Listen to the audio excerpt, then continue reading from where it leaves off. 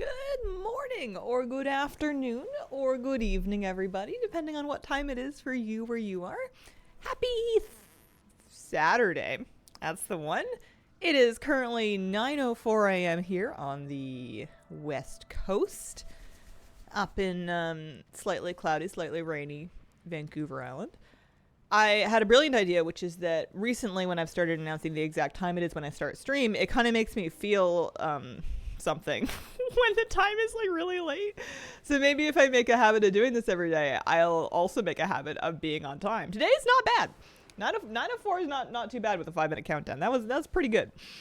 Happy morning, good coffee to you. Sun shining here. Happy morning to you guys.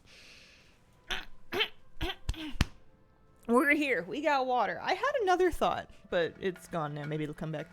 Oh, hi, Stumpy. Thank you for the 27-month resub. Thank you very, very much.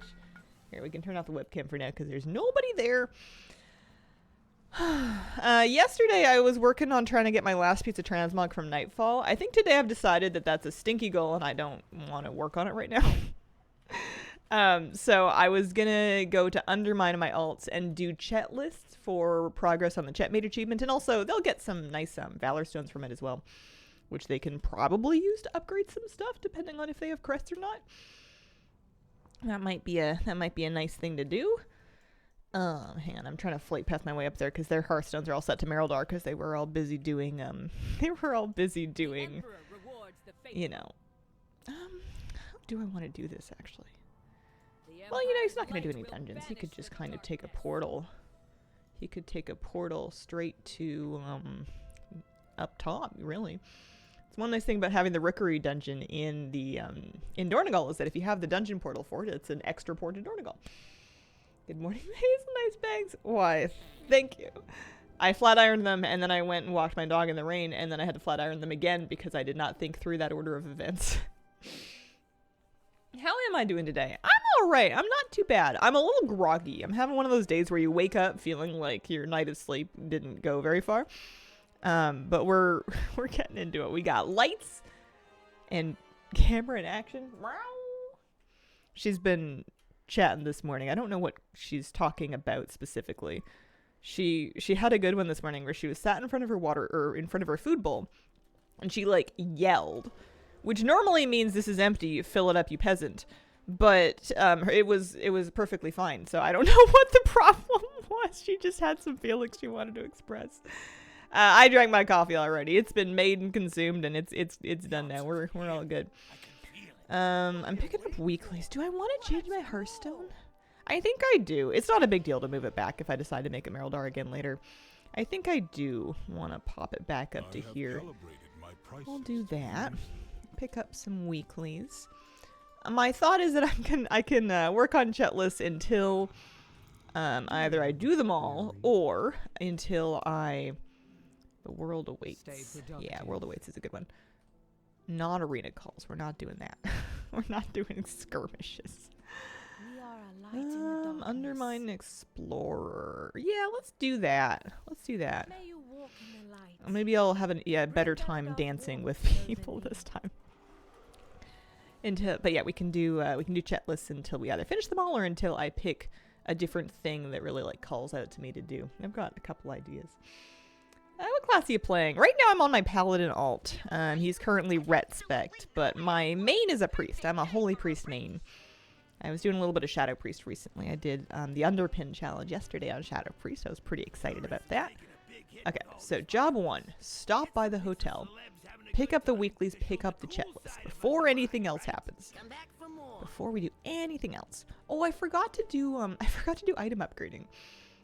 I know that in the raid version of this instance, there's actually an upgrader inside, which kind of gives me an idea. I'd like a new CHETT list, please. So let's you can always just click it again to get the first one to pop up because you only have to do 3 things. So we've got shipping, rares, and cash at cans. That's easy. Nice batch of things to do. So what I'm gonna do is I'm just gonna dance. And I'm just going to wait for people to come by and dance with me. Targeting them, not required. There we go. Yeah, that works. I misunderstood that objective badly before. Okay. We gotta tickle this guy. Interesting. Slash tickle. Easy, and then we just have to kick a can, get kicked out of the Bellagio, and drive the car around. No problem. Just dance, to quote Lady Gaga. Can you please give some good tips in arenas for a Ret Pally? Oh no. I can't. I could invent something, but it would be pure fiction. It would be absolute fiction. I've never played a Paladin arena in my life, I'm pretty sure. I haven't done any arena in years, I don't think. Good news, everyone. I got the old Caramount today. Oh, you've been working on that after 599 attempts. 599. Holy smokes. What is your invented Ret Pally advice? Yeah, if I was going to make it up, just based on context, Ret Paladin tips for arena. I mean, it would be the same as any other class in arena, which is be aware of your offensives, which is probably like what, wings. I don't know what they run in arena.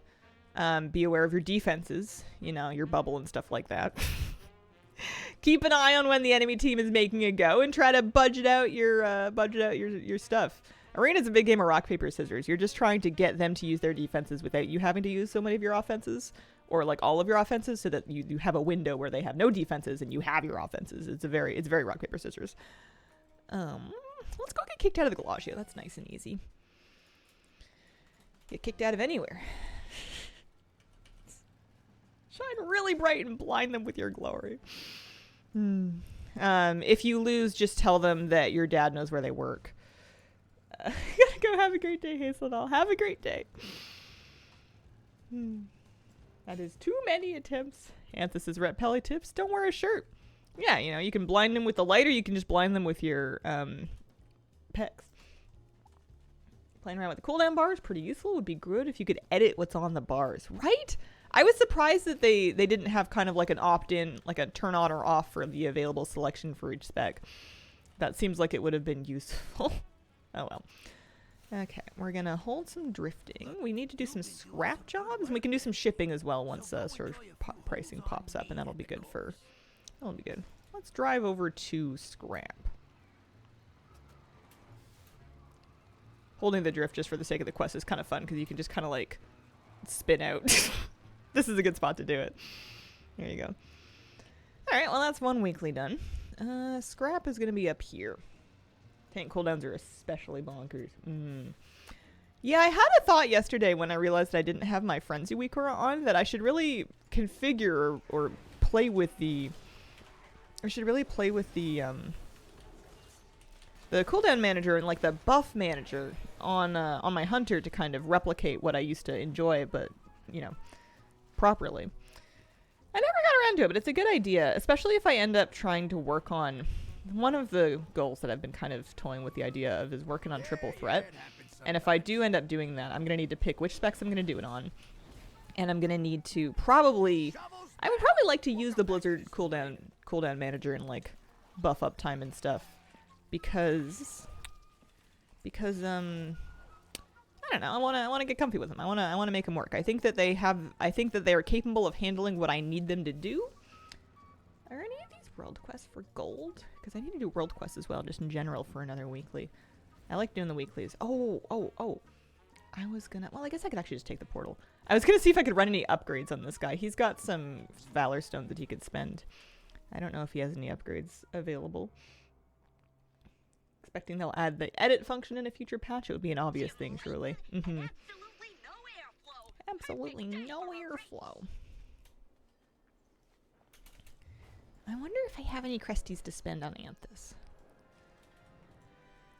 Mythic aspirations. Let's see. We should trade crests up as far as possible, because the fact that you can trade them up, I feel like means that you no longer need to spend any of them. So I'll do this.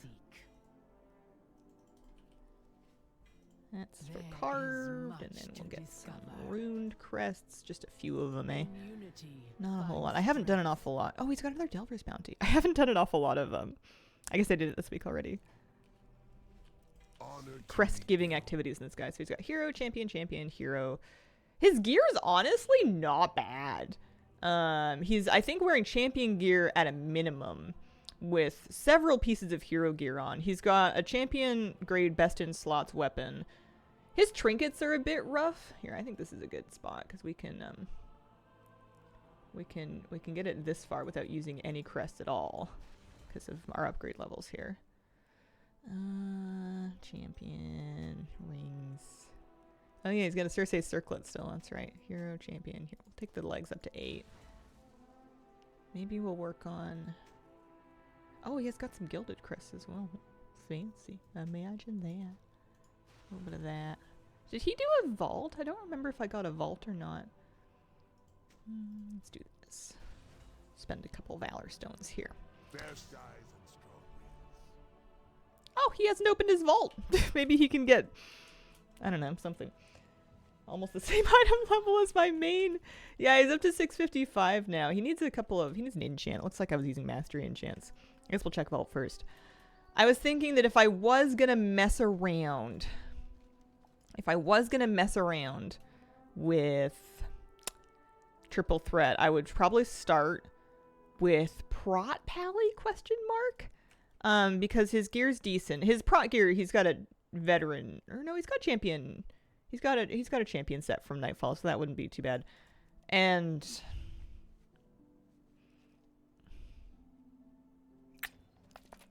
oh, I see. He's just got veteran stuff here. Okay.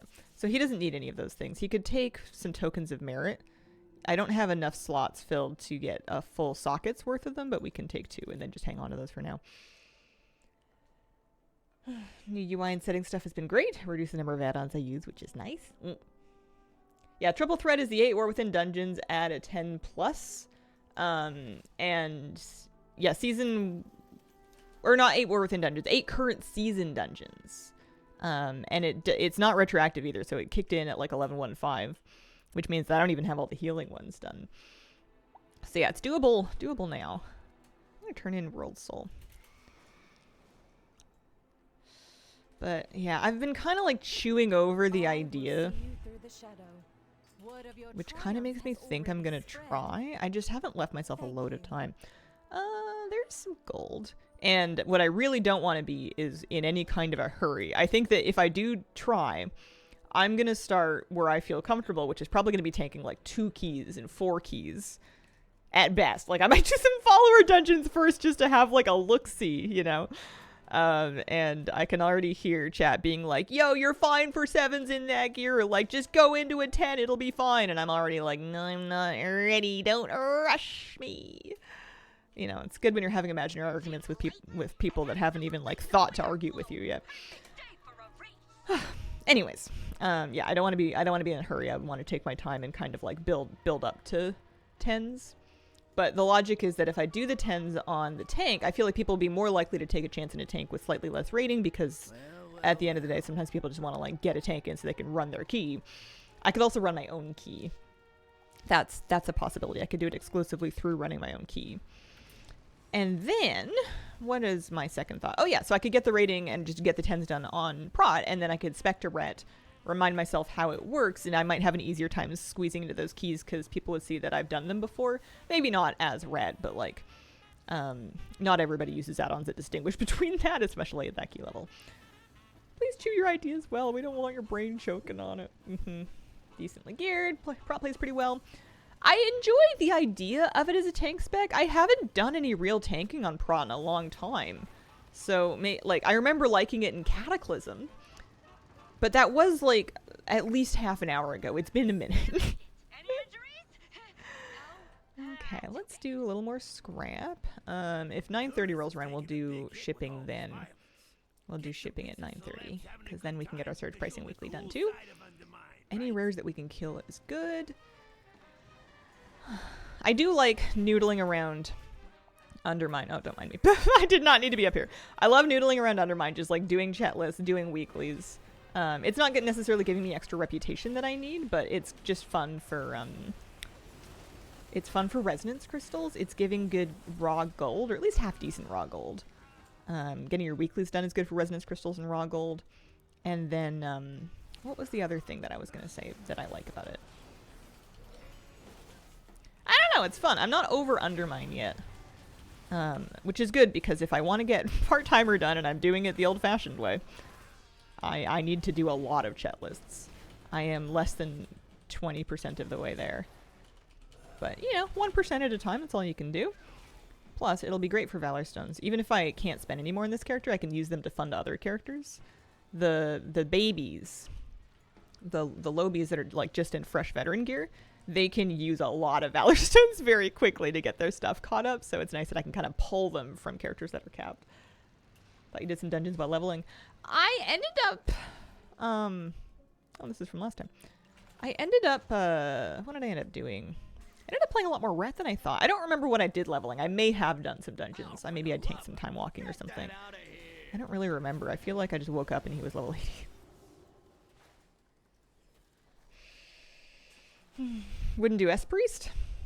I don't think that I would, which is funny, right?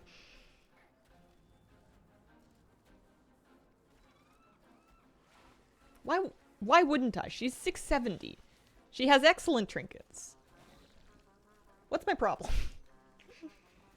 You're gonna let that stop you? Fix it! Playing with your homies. If they're around, sure. But I'm not sure. I'll probably get my healer keys done that way. I'm not going to count on them being down to do that many extras. I don't want to count on that. I don't know why it won't let me. Oh, there's probably an objective up. Oh well. That's all good. Da-da-da-da. How many gunk covered things does he have? You got some gunk? It's transmog I can get for gunk. Yeah, look at all those things that I need from the Scrap Scrubber Deluxe. I only have 37% of it collected. Nope, nothing yet. Been trying to get gold on these races and I'm just having the worst time. Oh no. Tanks are kind of like the cat distribution system. They appear, the LFG group just takes them as is with parasites, fleas, worms, and Madden. I like taking pug tanks when I'm healing a key because you never know what you're gonna get. They're wildly different from each other, and it's always fun. Unless they're angry, and then it's not fun anymore. RTS Planner on a 25 stream streak. Wow. I did get the cat out of the bag. It dropped for me on bag 127 or thereabouts. You can do a CHETT list for each alt. You can do more than one CHETT list a week on a given character if you farm the cards. But if you're like me and farming the CHETT cards sounds like a pain in the butt, you can just do the free one each week on each alt, and it all counts towards the part-timer achievement. So that's kind of where I'm at. I've done 17 of them. I've turned 17. I'm not going to do the math on how long it's going to take me because I feel like that presupposes that I'm going to stay on top of doing it. And I'm definitely, some weeks I don't get around to it. I need to do this, actually. I need to do the rare.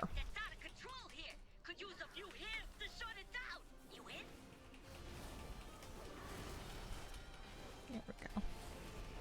97 of 100 went to try and get Employee of the Month and not sure. Wowhead's inconclusive. Yeah, I feel like people just, nobody knows really. Which makes me think that either it's something really weird and hard, otherwise more people would have it accidentally, or it's just not working correctly. Often when I feel like when there's a grind like that where it's like 3 people have it out of like 1 million, it's just broken. Like it's just not, whatever it is intended to be is not happening consistently.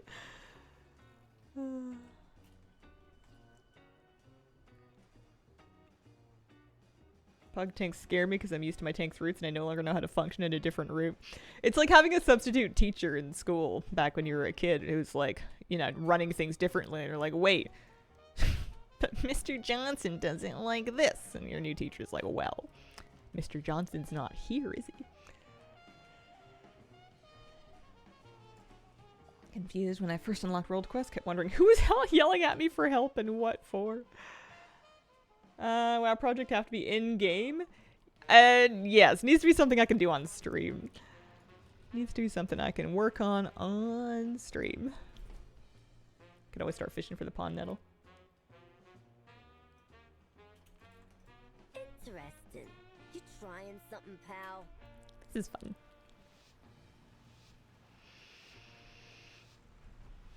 I think I could spend half my week's worth of streams just doing CHETT lists and all my alts every week. It's just that it's less I don't know. I feel like it's harder to really like sell the excitement on that one, because every time that you do a chet list, which takes me, I don't know, 45 minutes maybe? I'm not super quick with them, and I like to do the rest of the weeklies while I'm at it. And you spend that 45 minutes or whatever it is, and then you get 1% of the achievement. It's a little hard to sell the hype on it to myself and others. Oh, that was nice. Yeah.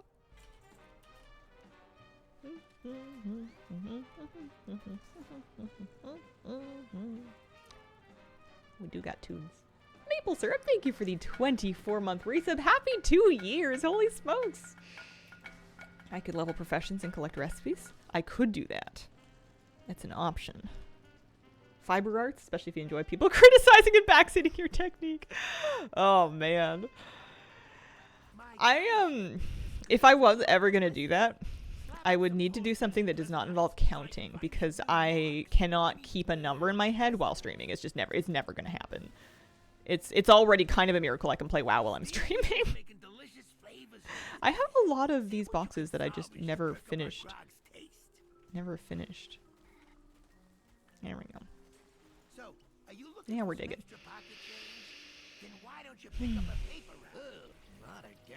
Good to do in prep for housing too.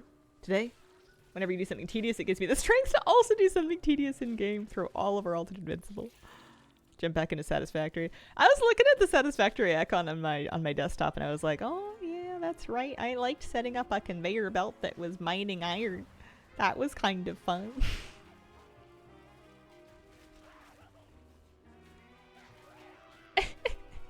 Oh, thank you, Tarini. Ryan sounds like they're talking from experience. Do you have like a toxic knitting circle in your life? Hi, Scarlett. How you doing? Back in your Minecraft era. Fun. Shovels down. We'll come back to this. Have I done Dark Fuse rep yet? No. I was kind of... My logic with that is that I'll check in on where I am at on Dark Fuse after I finish Part-Timer, because I feel like just in the process of doing 100 chet lists and the various activities required within, I'll have done some amount of it. So I don't want to overdo it by grinding it early and then overcap it more than necessary. I know there's like I think they have a Paragon mount as well, which is so rude. This is for a world quest, but I need to do world quest for a weekly too. Just angrily reading TikTok comments on people's posts get me riled up. Yeah. There's always going to be criticism and opinions in the world if you look for them. There's always somebody who has a thought or an idea.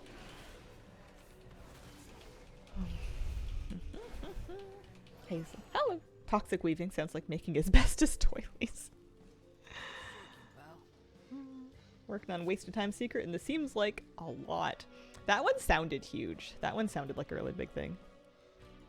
Do Half Hill. I feel like I've done Half Hill. I think I did it like in MOP. I feel like I got everything I wanted from it. I would second the recommendation for wear professions. I like them a lot. Whenever I am starting a new profession, I'm like, I don't know what I want to do to level it. I usually check in at least. It's good.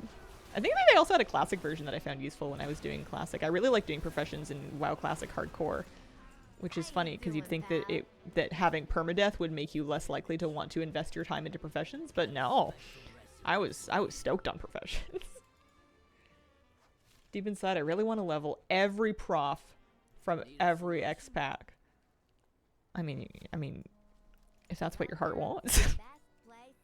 That would be a project that I feel like calls for a high degree. Oh, I got a gold-plated hammer. Oh, I don't need it. Binds on pickup. And it's not even a new appearance. Anyway, I feel like that calls for a high degree of organization, like a nice list before you even get started, that kind of shows you where you've begun and where you've gotten to. What ideas have you been thinking of? Triple threat is one of them. So like trying to do 10 keys as a tank and trying to do 10 keys as a DPS. And then I guess finishing the ones as a healer. gold making, like raw gold making, trying to get gold for tokens to keep saving up for midnight.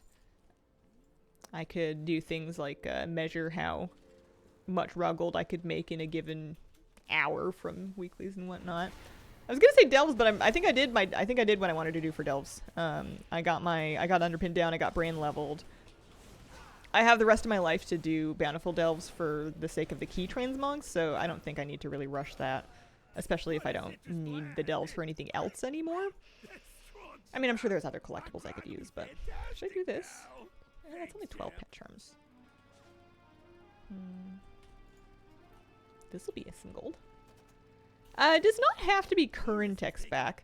I could go back to honestly Skullamonts and try to get those last 2 transmogs I needed. I was 2 transmogs left from old Skullamonts, which was we were working on that.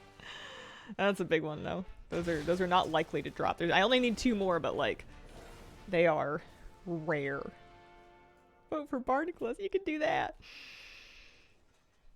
I can do ATT random. I feel like I'd prefer to do Scala though. If I was gonna collect something old for the sake of ATT, I feel like I would go back to that path that I was on, that pattern I was doing of starting in the old instances and try to clear them out, working forwards. Because I think after I get done with Scala, maybe not directly after, but I could always go do old Nax. I have some of those like Invader's Scourge Stones and whatever, and there's a mount. I never got Valiance. I feel like there's a mount that I could get without a huge amount of effort. Hard to give you ideas. Well, that's okay. I'm not really crowdsourcing ideas, if we're being honest. I'm down to discuss them, but I'm really stubborn about that kind of thing. I like thinking something was my idea, in order to get like motivated about putting time into it. I feel like it has to spawn in my brain. Valiance was easy. HT randoms are good for the dip in content prior to another expansion launch. Yeah. Good for keeping busy. I could also, another project that I could do would be working on sprucing up my pet collection. There's definitely pets that I'm missing.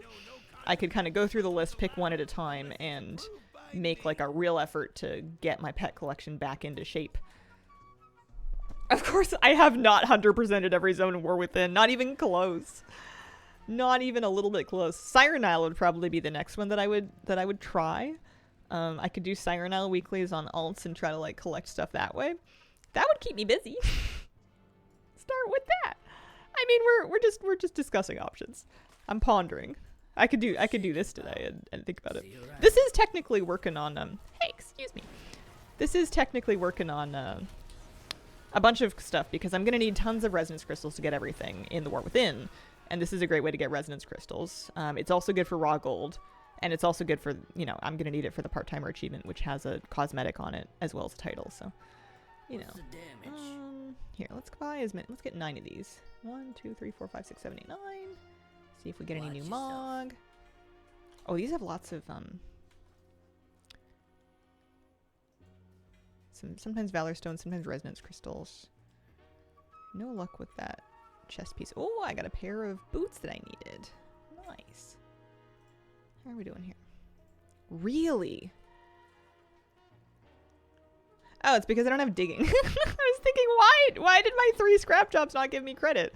And then I realized, all of a sudden, it's because I didn't have a checklist objective to dig scrap.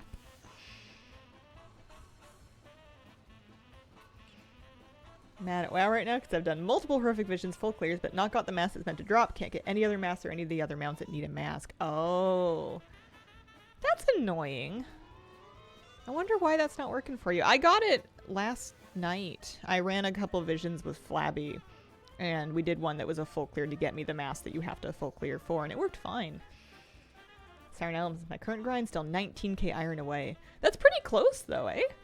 I feel like you're almost there. I think I need like hundreds of thousands of iron. You did the job, and you didn't total your car. You didn't total your car. I call that a success.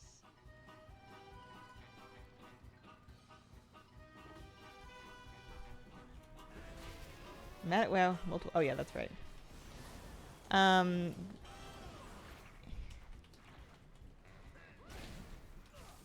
understand why they reuse icons. Feels cheap. For the sub we pay. Very angry. I wish I could download all the things, but my laptop can't handle it. Good job, Dollface.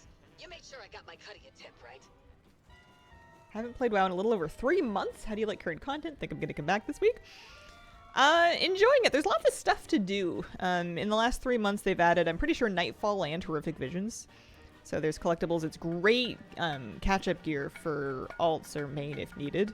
It's super easy to get basically full veteran and then champion gear for any character through those sources. You can get some good stuff pretty quick. You don't have to noodle around too long with no gear. Kegs, thank you for the 25-month resub. Happy Saturday, Hazel and chat. Happy Saturday. Am I doing something in here? I am. Meanwhile, I think I'm going to end up 100%ing Expedition 33 because I still can't get enough of it. Nice. Love that feeling when I'm just like obsessed with a game and I just know I'm going to squeeze every last drop out of it. Remember when I had 8 gigs of RAM and ATT made my PC heat up better than an oven? How much memory is it using for me right now? It's definitely by far my biggest add-on memory thing. Yeah, it's using 582 megs, followed by 88 for plater, and then 36 for details. It is a huge memory hog.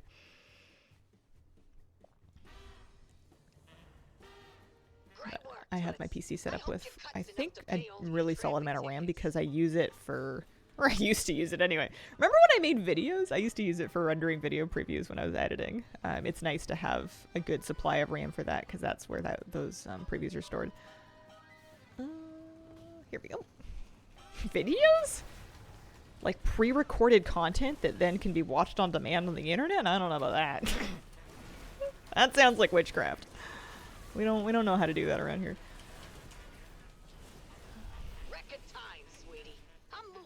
WoW can never be fully consumed. Well, let's not get carried away with scripted.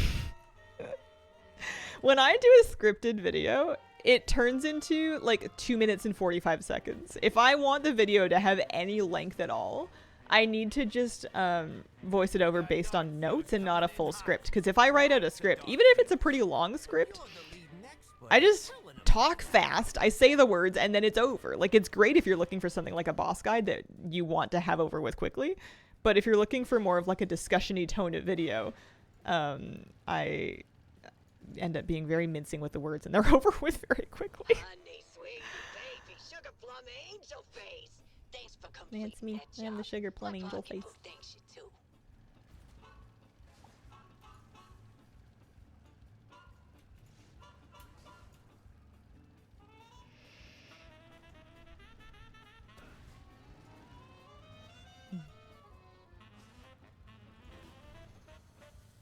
Does that mean Twitch chat is pre-recorded and stream is secretly offline? Oh, hang on. I always get lost whenever this quest pops up because I just forget that I'm on a job and I go wandering around looking for the next one, wondering why the arrow turned off in my car.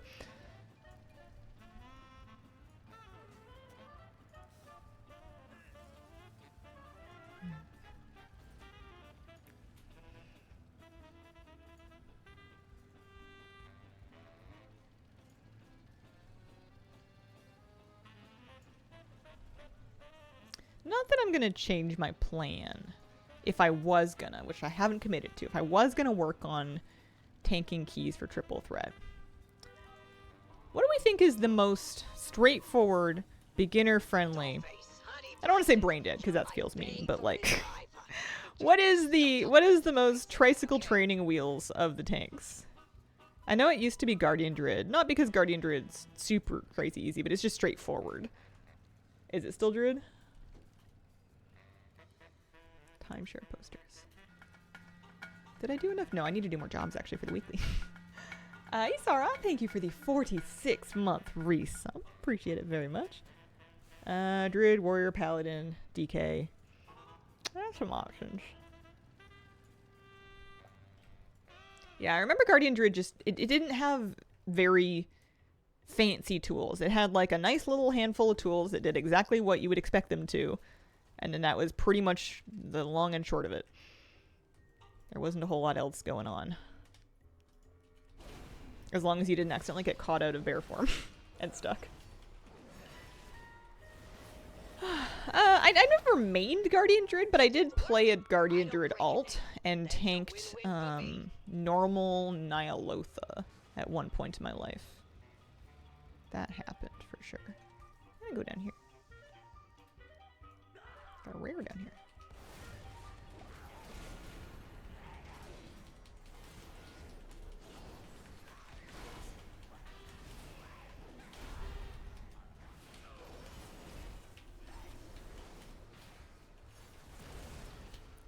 Yeah, that's true. We all come at that question with our own backgrounds of things that we've internalized that we've forgotten that other people don't already know. Oh, I got boots that I needed from that. That's nice. Anything that gives me a +1 in Mog. I've gotten a couple of them today just from... I got one from the gunk-covered thing, and I got another from, whatchamacallit. Oh, I'm in jail.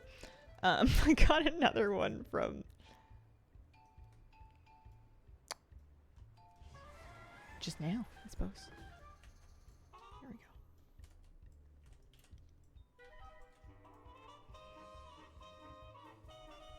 Our local bears continue to think that they are squirrels. Last night a bear was walking along the rail on our deck, checking out where the bird feeders are during the day. Oh. Nice job. Now get back Balance to bears? Toots. My goodness.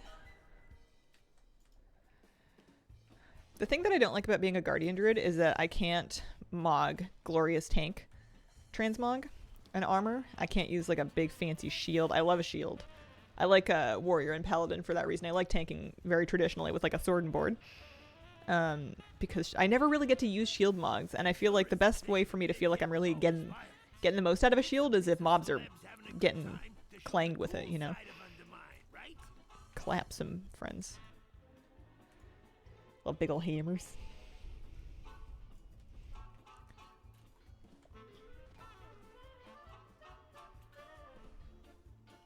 Balance bears. Hybrid druid spec. Bears to Soleil.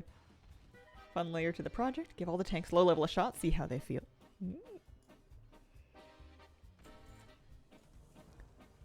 Okay, going back to the garage.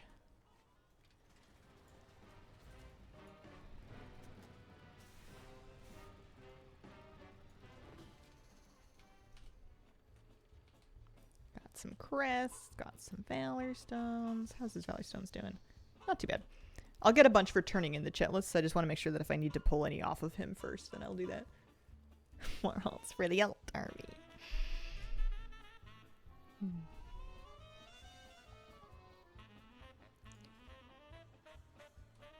Pretty pleased with this just for the sake of the weekly. I'm only going to get 150 resonance crystals for the world awaits. Why am I bothering? I thought it was going to give me a cache with like 1,600 gold. I don't get out of bed for that. Oh, hey.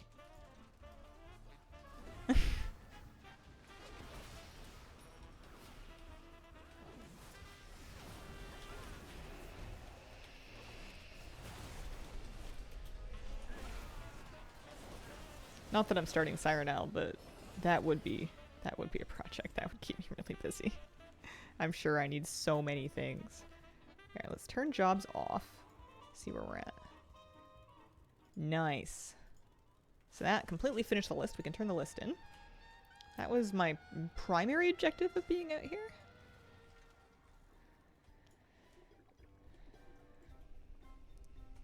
Red hot savings here. There's a surge dividends box, another 1,000 gold.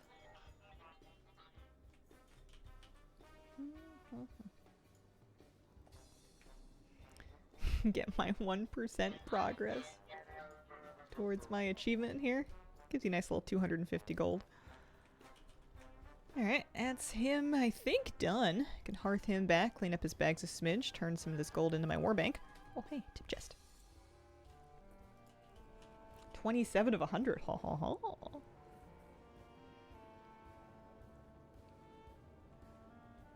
Feels like forever. Yeah, it's kind of a long haul. It's kind of a really, really long haul. I'm ready for the moment where I finally grind it out. It's been like a year of my life. I finally get there. And I realize that I finally make it and I realize that like the week before people solved how to get employee of the month instead. That's okay. Don't need that. Don't need that. The warbound stuff we can totally deposit. But some of these things, we have so many of them that we may as well just vendor some stuff here. Like lots of extras of weapons. I'm not keeping any blue armor anymore. Hi, kitty. You trying to come up? I think I have loads of extra guns. Plus, I have 300s already with weapons, so any extra weapons would be... I'm getting rid of that rat fang. We're not keeping that.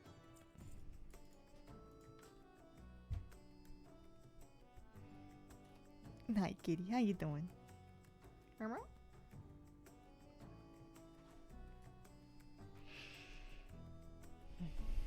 Hi.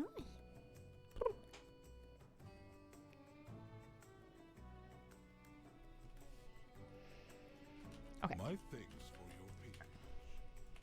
Yeah. A little high on Valor Stone's not totally capped. Stop by the war bank real quick. My directive is to serve It's 215k in. And then I've just been clogging my bank with veteran gear. This tab is full and then this tab is filling. my directive. Knitting or crochet, would love to see you attempt a glorious Murloc tapestry. I've never crocheted. I have a kit to crochet like a little cat. I have not picked it up yet. It's still in full kit form. Meow, I know. I used to knit. I used to knit as a teenager. I haven't done so for a long time. I have my cross-stitch project that I've been working on for several years that I still have yet to finish. I haven't really been working on it regularly. I should pick it up again. And then I really liked doing embroidery. I really liked doing like free-handed embroidery, but I haven't, I kind of ran out of projects. I switched to the cross-stitch and then I haven't done much since I started the cross-stitch. So, okay, I want to go do another CHETT list basically. So we'll take her up to Dornegal. Same path, same situation here. How is it going? That's the cross stitch. That's the cross stitch project. I haven't been working on it. I have not been attending to it. It may be one of those things that is just kind of forever in progress and never actually happens. Husband and I bought cross stitch kits recently. Great, time consuming.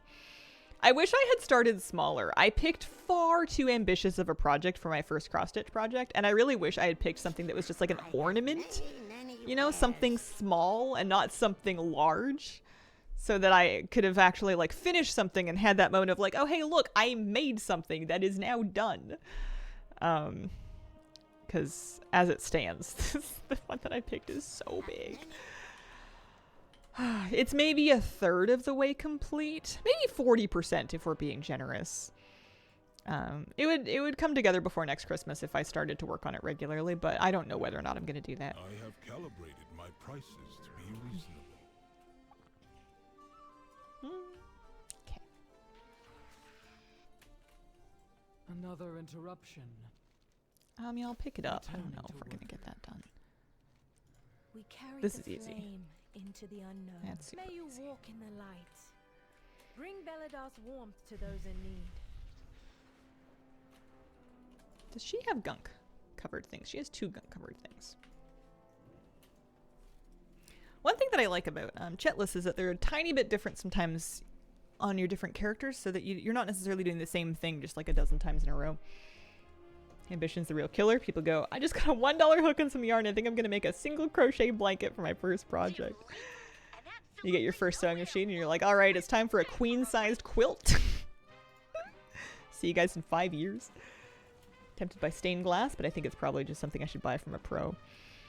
Something that I think about when I'm considering getting into a new like crafting hobby is what is my current level of need for the finished product.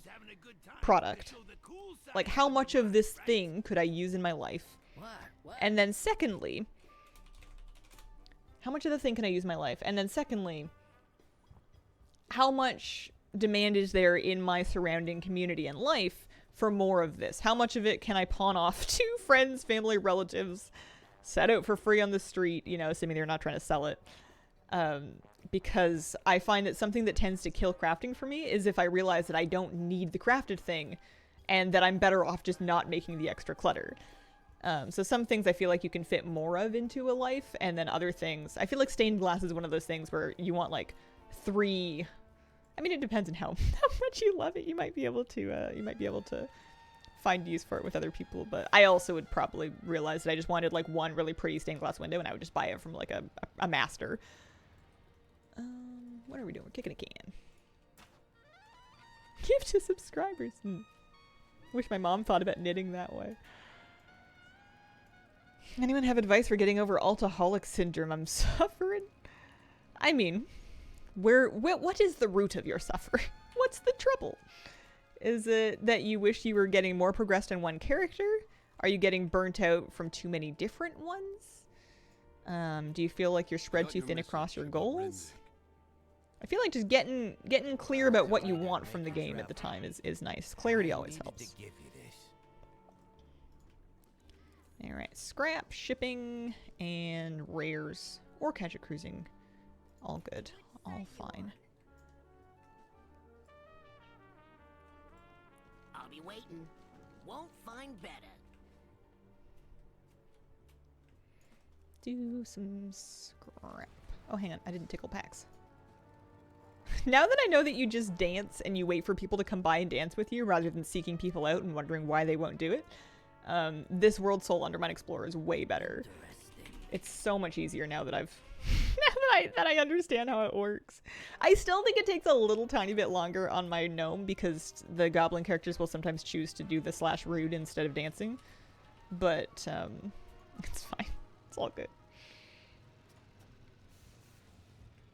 Undermine has a drunk driving mechanic. Not sure if it was intentional. You mean like if your character gets drunk and then something happens when you're driving the car? Because I know that it can be quite tricky directing a flying mount when your character's drunk.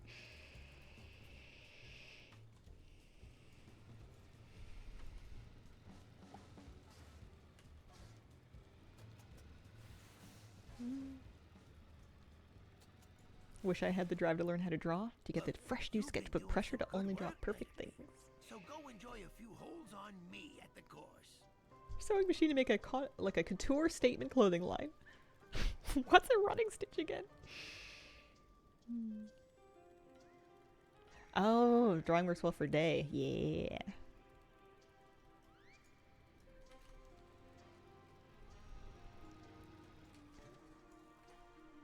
Why am I doing this? Oh, it's Saturday! I could get reputation for this! Ah, I forgot it was Saturday. Also, oh, there we go. Why are they taking so long to populate? That was weird. The world quest reset. We can get fresh reputation. I'm like, wait, Blackwater rep. I need that.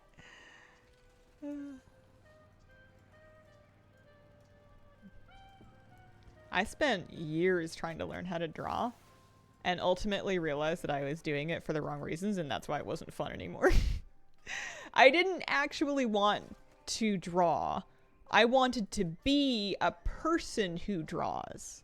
I wanted the mystique of being an artist.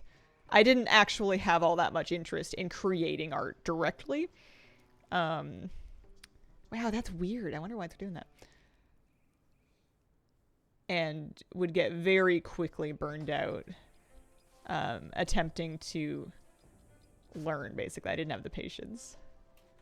I did improve from the beginnings. I did enough practice to improve, but I lost the magic of it very quickly.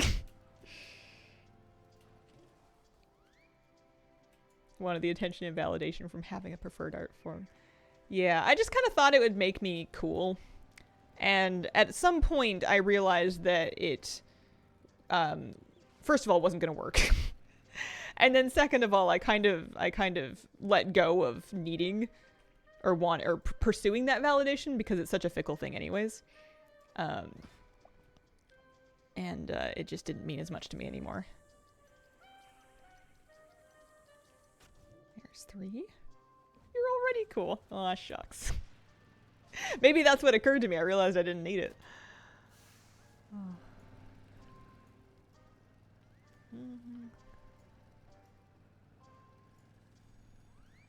What? I watched a video recently that was like a compilation. It was really old. It was a compilation of like animal encounters from the PGA Golf Tour.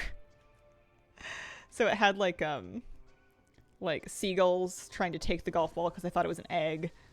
Alligators standing right next to a golf ball that was next to a water trap, and then the caddy trying to use a broom to like move the gator out of the way.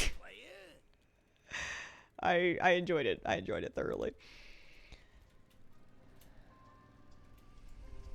Let's go drift like crazy in a circle, first of all. My timeshare business could use a little publicity. Slap up some posters in Pleasant Heights so I can find some new marks. I mean, customers. There we go. We've drifted. Time to do some scrap. Good morning, Ujai. Howdy. Howdy. I was about to say howdy doody. Howdy doody. How's it going? Oh, Yankee Doodle Landy. Weedle's making delicious flavors over there. See what you can salvage to perk up our grog's taste. So I can find some new marks. It's very funny. Mm-hmm. So, are you looking for some extra power? I like the goblin writing a lot. Then why don't you pick up a paper route? I just now realized I'm not on my paladin. I was looking for my Divine Storm button. Howdy, cowgirl Hazel. Went to the beach today. I'm Sandy. Does it get everywhere? What's the Star Wars quote? There's a famous Star Wars quote about sand. I hate sand. It's something and it gets everywhere. Doing weeklies and chet lists, because I feel like you get half the chet list done or half the weekly done anyways while doing chet lists. Like there's a lot of overlap, and the weeklies are great for resonance crystals and gold, which I want. So little column A, little column B. The course and it gets everywhere. Yeah, that's what it was. The course and it gets everywhere. Managed to keep it contained for the most part. Nice. What's your preferred beach activity, if you don't mind sharing? Are you sunning yourself? Are you picnicking? Are you swimming? Are you like reading a book? What else do people do at the beach? Oh, you could have a metal detector thing. You could be that guy. Thunk, thunk, thunk, beep, beep, beep, beep, beep, beep, beep, beep, beep, beep, beep. Just in case anybody doesn't know what I mean.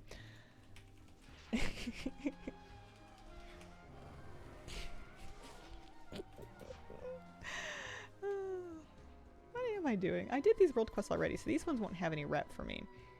I should be cautious to make sure I do each world quest at least once for the rep. Because I want all the Blackwater rep that I can get.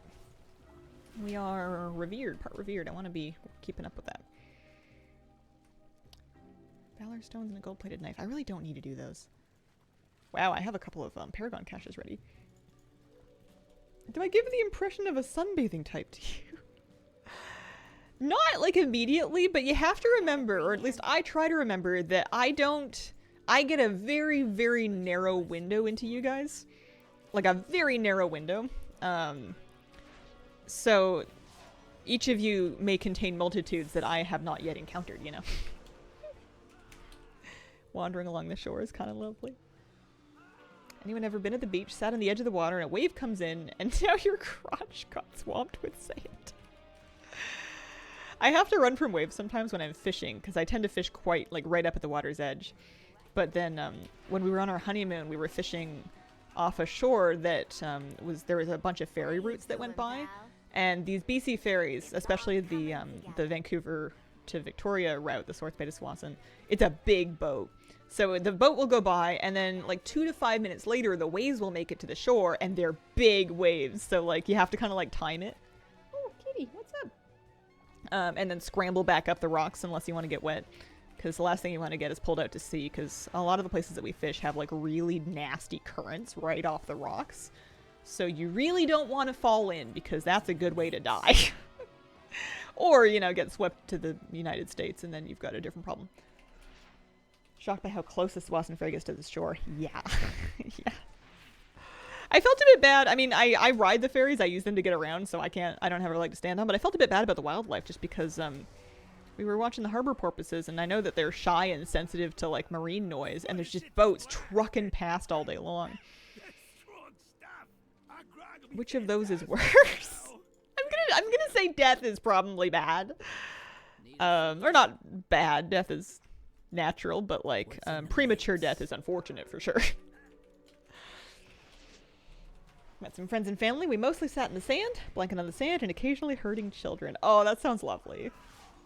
Curious if that tiny window saw me sunbathing. Not. Burn very easily. Yeah, it's good to be careful with the sun. Special recipe for That sounds lovely. How do you mean we're parasocial besties? I know everything about you that you put out, and you know nothing about me.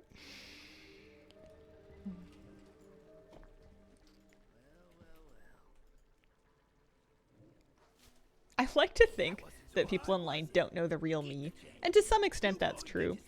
But I think people know more of the real me than I am willing to admit to myself, just because I don't put an awful lot of effort into performing here.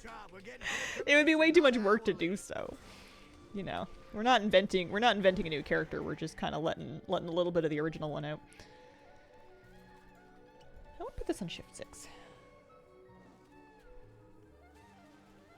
Hi, kitty. Sweetheart, how you doing? I was looking at my records recently, and I realized that she got diagnosed with her cancer in like October of last year. And at the time, I remember being like, she's not gonna make it to Christmas. I want another Christmas with my cat. And I was just beside myself. And it really seemed, based on what the vets were telling me, that she was about to croak. Knock on wood. And knock on wood, she seems fine. If anything, she's much improved. I'm gonna, after we move, we're gonna get a new vet for close to wherever we move, and I'll see what kind of their take is, because I'm fully in denial, but I don't think she's fine, but she's definitely been doing well, which I appreciate, because that was a long time ago. Does laminated wood count? Oh, for sure.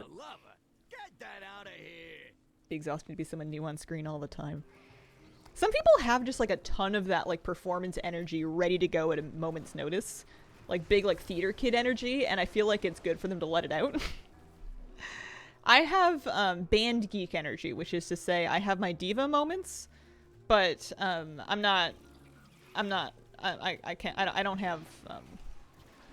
have the theater kid vibe.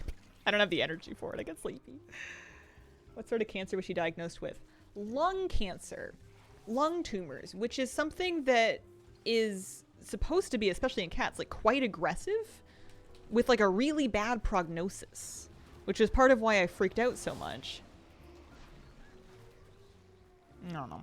They did say, they did a biopsy. They did they did a fine needle aspirate biopsy. So they took like a micro sample and they tested it, and they said that it had a very high level of probability of being cancerous. They did say that they can't guarantee it, but they say that about everything. I think the scientists just hate to say 100% certainty about anything because they like to cover their butts. So, I don't know. Knock on wood. I just enjoy every day I get with her.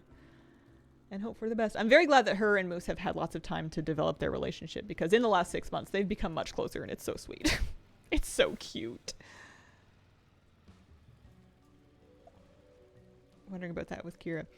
Yeah, I feel a bit bad, because I feel like I freaked a lot of you guys out too, because I was distraught. And I will be again eventually. Like, I know I'm going to be shredded to pieces whenever she does finally leave me, but I thought she was about to go. Large amount of variation, yeah. There's just so many what ifs. There's so many what ifs. But you can't torture yourself about them. I mean, you can, but it's not a great use of your time.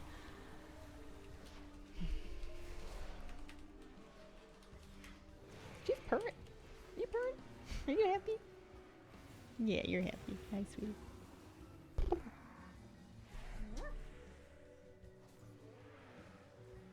Oscillate from being the most social of social butterflies to the most introverted hermit of hermits. It seems to even out. I feel like if you weren't an awkward, nerve-ending personified, you would have thrived as a theater kid. Who you calling an awkward, nerve-ending personified? I am the definition of suave. I am James Bond in Canadian woman form.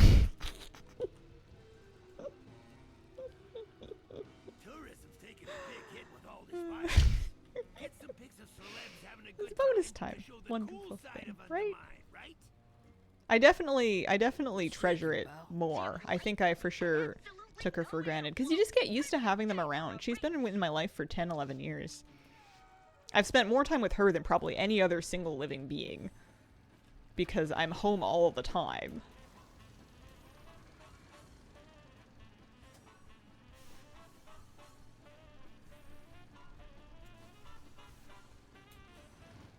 Come to accept that I'm not much of a social person. I found it's changing. I'm becoming more social now, which is fascinating to me.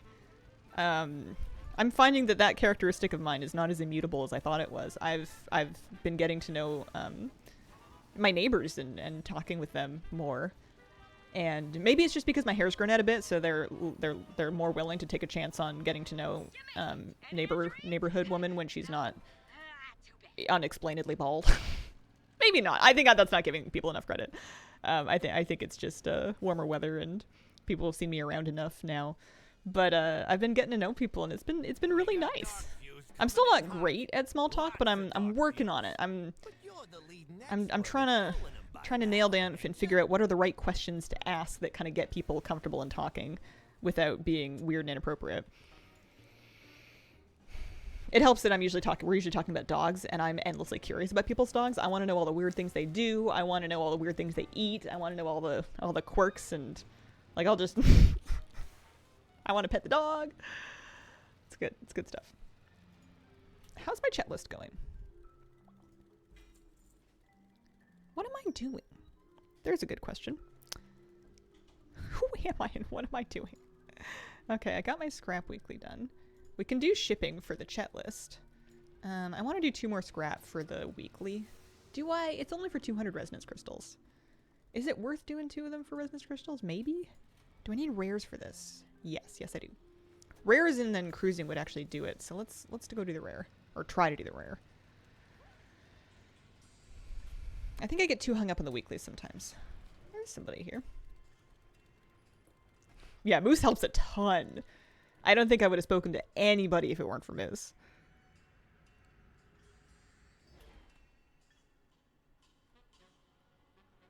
The problem with Be Yourself is who exactly am I?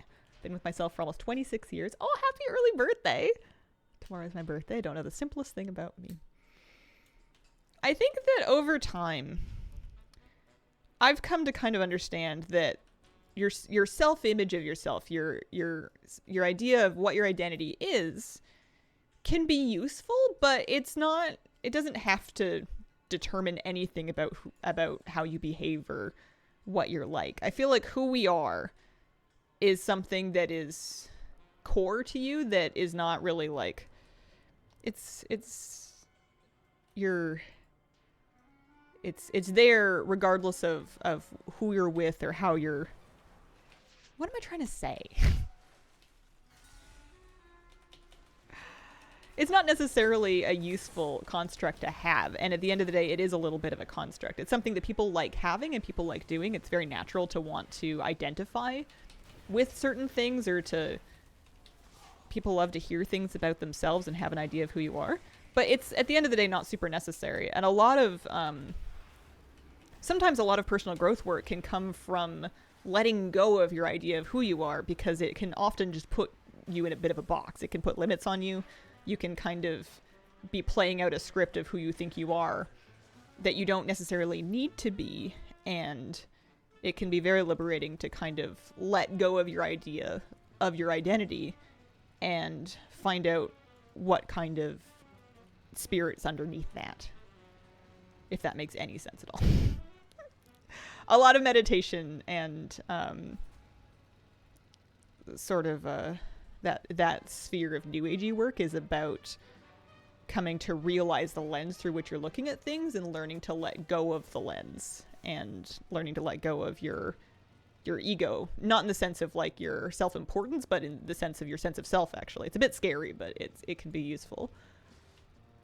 Something that you can have as an option and not as like a mandatory thing. Slugger tends to kill me. I should be very careful with Slugger. Slugger the Smart he outsmarts me. And we're fighting him. Okay. What do we want to do here?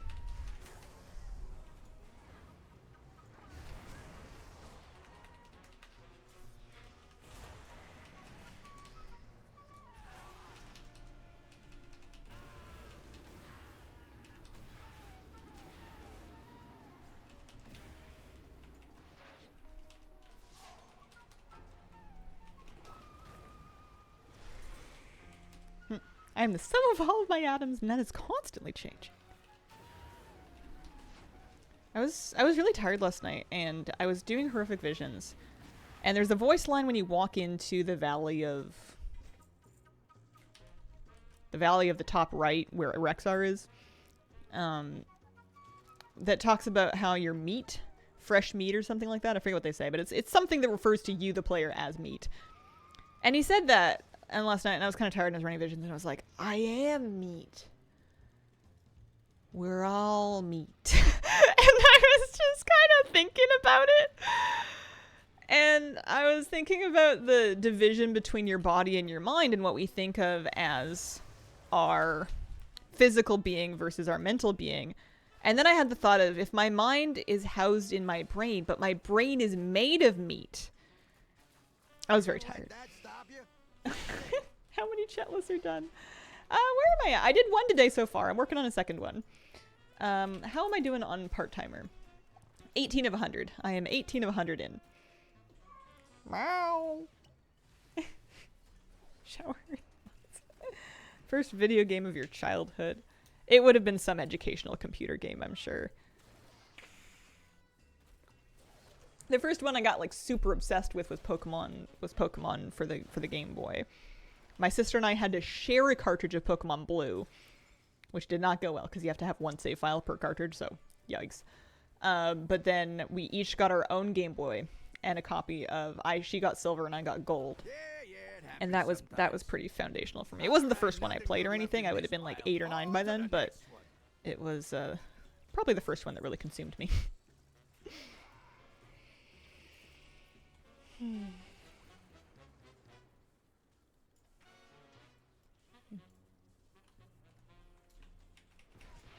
Looks like a hell of a grind, right?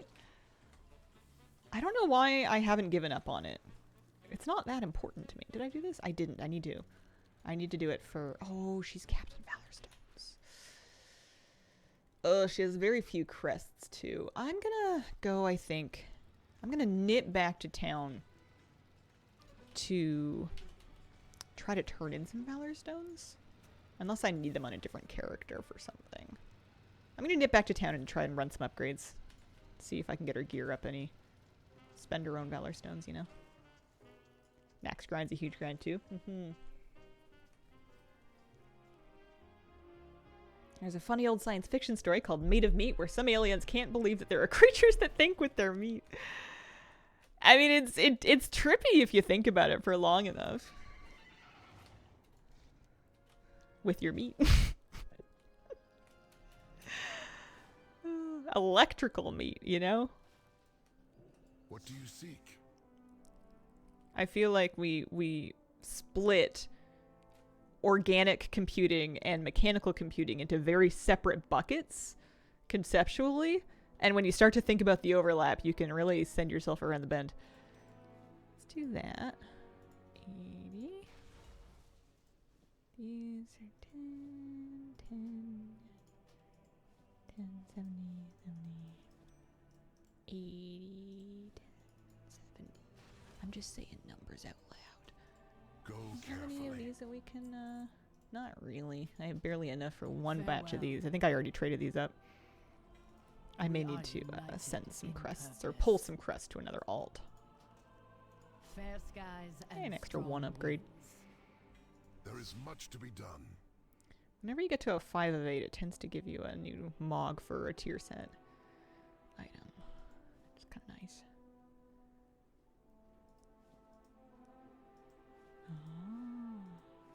I'm just trying to spend as many stones as humanly possible. Because I know I'm going to get more when I turn in my chat list. Stay vigilant.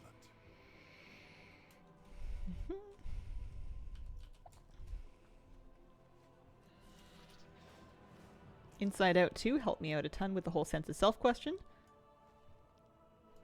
The whole belief system guiding your actions and how you can't ignore the bad parts of yourself to inform who you are as a person.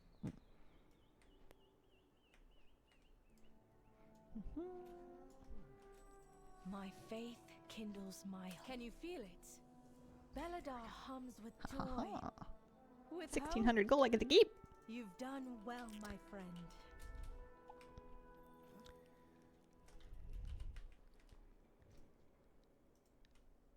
Oh, I did my chet list. Nice. So we'll go turn that in. And then I have to decide. I mean, I guess I can work on World Quest while I'm doing other alt chet lists. I actually saw Inside Out 2 in theaters. We were having our movie date phase. My partner and I had gotten like a Cineplex subscription, so we got like a movie ticket every month. And that month, that was the only thing that we had even any vague interest in seeing, so we went and we watched it. It was cute. It was fine. What am I doing? I'm turning in my chat list. That's right.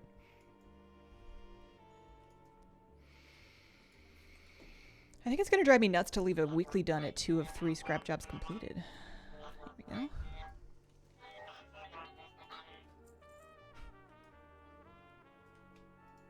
One day.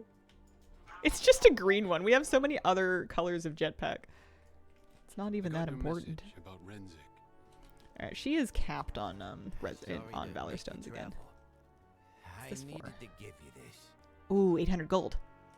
800 gold and some rep. Don't mind if I do.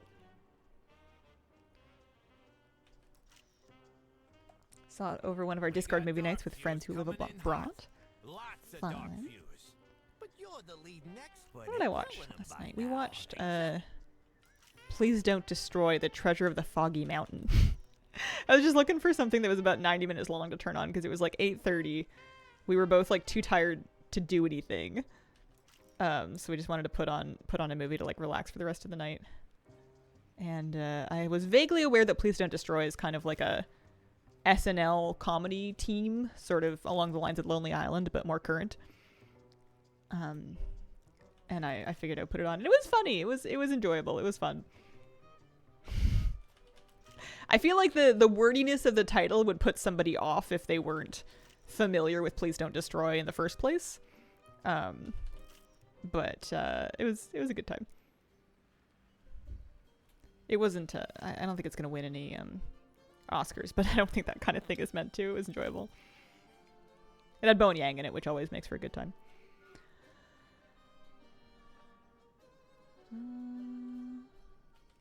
There we go. How are we doing gold wise? Couple thousand gold I get to keep. Happy with that. I was gonna do this. And then I guess I don't need to do jobs in this character because the shipping weekly would just be for another 200 resonance crystals. Surge pricing's not up for another 13 minutes. I could do that on my next character because they might actually need it for their chat list. Do you play Rat Dota? No. I can't say that I do. I don't play any kind of Dota. No rodents. No mammals. Okay, but we'll find the energy to do some kind of a workout later on. It might be a very halfway without. You know what I tell myself on days like that is I say, Hazel, some yoga better than no yoga. Some workout better than no workout. Whatever you end up doing, you'll be glad that you did. Oh, I probably came here for a scrap job that finished. I was wondering, it's like, what am I doing here? I need to make some time for some yoga today as well. It's tough on weekends because I don't usually go to a class on the weekends. So I have to do it at home, which means that I have to use my discipline, which I don't have.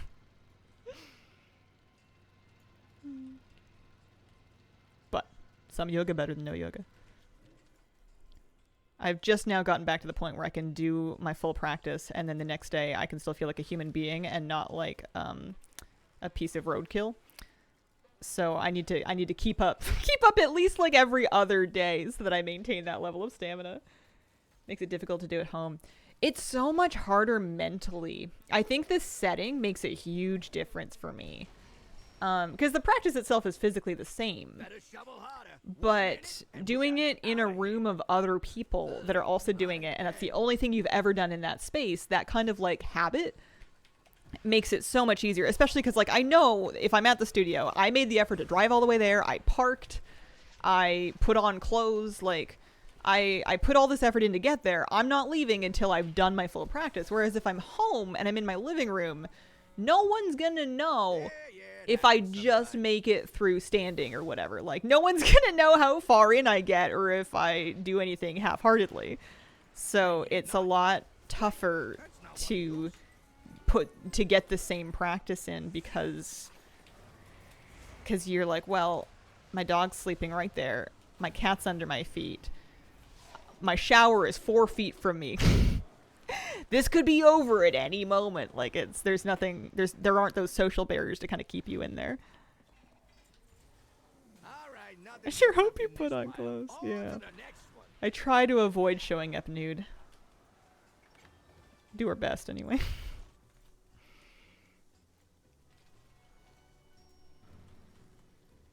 We would know because you would tell us. Yeah. I fear no judgment, though. Shame has lost its power over me.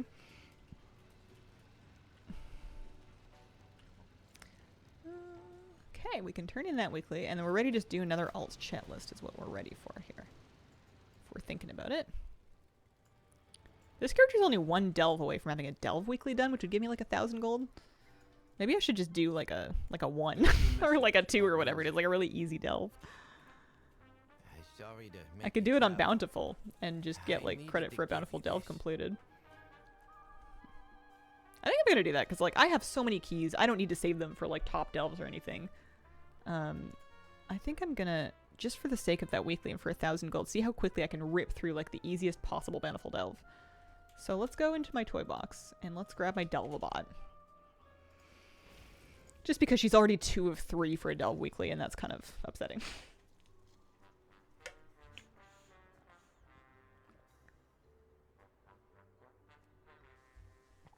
Even if I go to the gym, do it solo, the change in the scenery makes a huge difference. Have to go to the gym to do a good workout. At home, I get distracted, dogs bother me, check the phone, etc. I feel like when I'm at home, it's much easier for me. Can you even open a Bountiful coffer? Yeah, you can. You can do it on a 1, sure. Oh, it's excavation site 9. Rude. I'm doing a tier 1 delve. Let's go.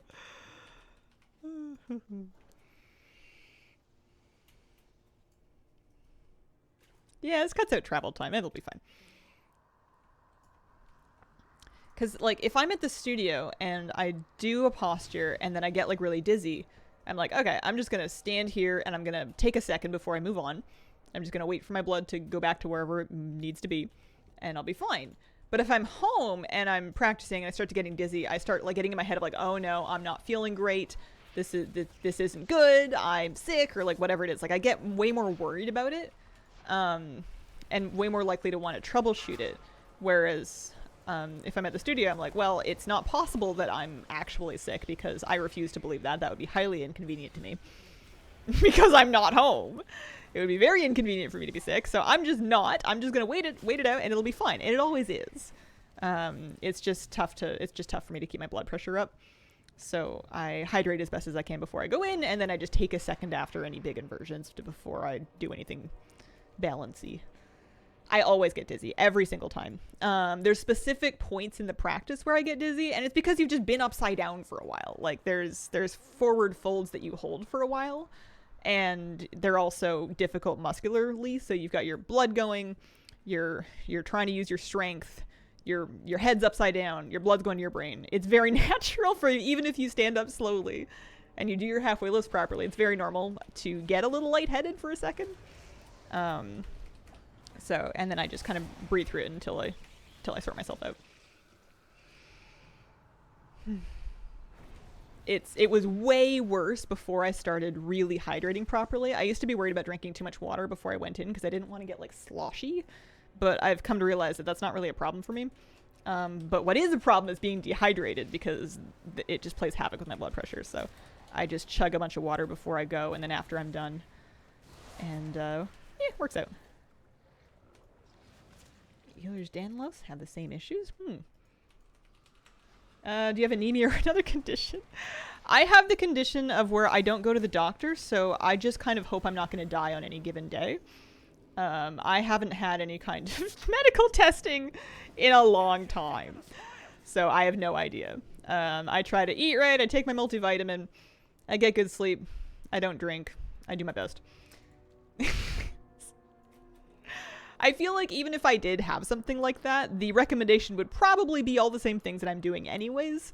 So I may as well not stress myself out by finding out a bunch of labels. Is my logic right now. I feel like if any physical symptoms got like out of control or to a concerning level, then maybe I would look into it. But I don't want to over pathologize just like regular stuff like being tired when you need to sleep. Happens to me with certain squat exercises. Wait a few seconds for it to clear before doing more reps. I love me a forward fold though. I like my wide-legged forward folds because I'm bendy enough to be able to feel like I've accomplished something in them. Whereas the strength-based postures are much harder for me, and I can still enjoy the progress of them, but like, also I should be walking a little faster here. I can still enjoy the progress of them, but I can't feel, I don't know, they don't feel as good. I feel like a good stretch that I've been practicing, you can really get like real deep into it and it feels nice. Dead on to orthostatic hypotension, super common, rarely a problem unless you start fainting and smack your head on hard things. I do my best. I haven't fainted since I was a little kid. Keep an eye on myself.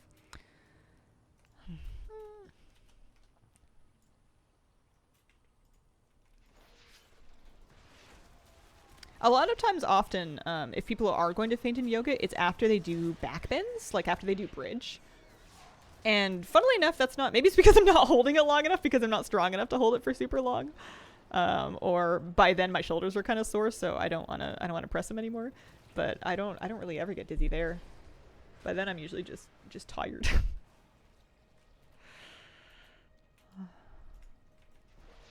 People at yoga work on at a certain point doing drop backs, which is so if a bridge pose, you know how you kind of like and you go upside down and then you push your tummy up towards the ceiling so that you look like a bridge, right? Like something we used to do as a kid.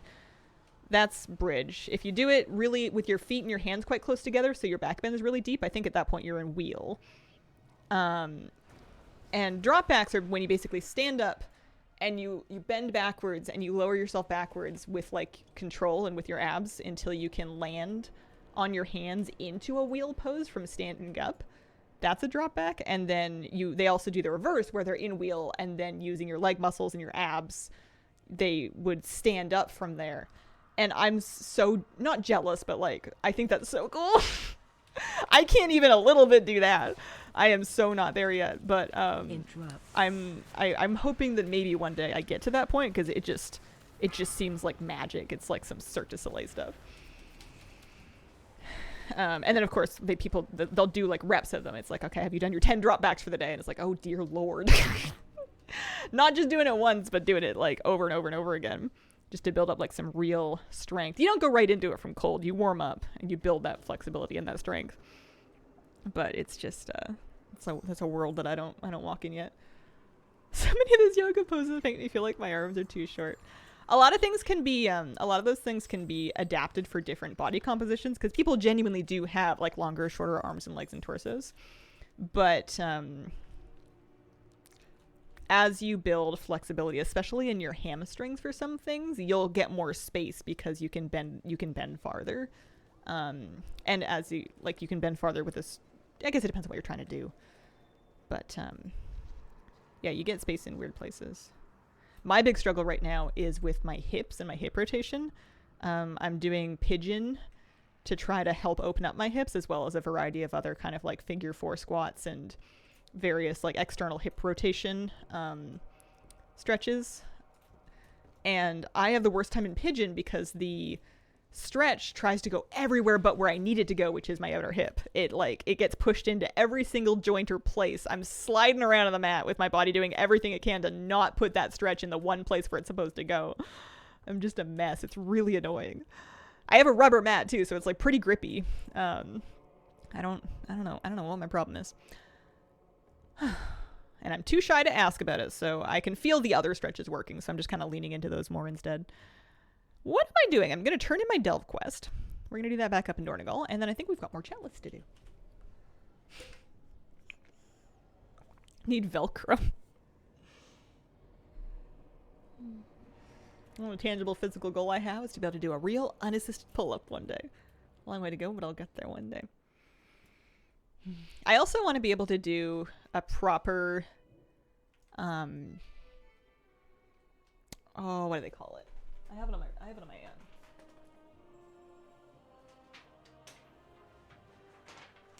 I have my poses on my board here. A proper utplutahi, where you have your legs in full lotus, which I can't do yet. I can only do half lotus on one side because of said hips, but that you can so you're kind of sitting like, so it's this guy right here. You're kind of sitting in lotus, so sort of cross-legged, but with your feet on top of your thighs. And then you have your hands on the floor on either side of you, and you push into the floor to kind of levitate off the ground, and you're holding that for like 10 breaths, which is probably 30 to 40 seconds. It's at the very end of your practice, so you're exhausted by then. Right now, because I can't do a full lotus, I'm like my feet are still touching the ground, so there's some amount of weight that's not being held in my hands. But I know I'm gonna be able to do it because I can do other arm balances. So I know I can hold myself up with my shoulders and with my arms. I just can't. I don't have the balance yet, or I don't have the lotus yet to be able to do it properly in Utplutahi. The one that I'm working on, and that it just wrecks. It doesn't wreck my arms, but like it's hard. So it's a really good way to tire up my arms and shoulders. Is I've been working on up here on the side. That's Bhujapadasana, which is like it's an arm balance. So you've got your legs on the outside of your arms. You're pushing off the ground with your hands. I don't lean forward like that yet because that's hard as hell. I'm working on that, but it's really hard. It's so hard. But I know I can hold myself up with that. Same thing with crow pose. I know I can do it, not for long, but it's there. So I feel like I'm close to a breakthrough. I just got to keep working on it. There's the wheel pose, the Urdhva Dhanurasana. I feel like this is Jeff Lichty. He's very bendy, but you're supposed to stand up from that, and also from standing lean back into that one, which is not something I can do yet. One day, maybe.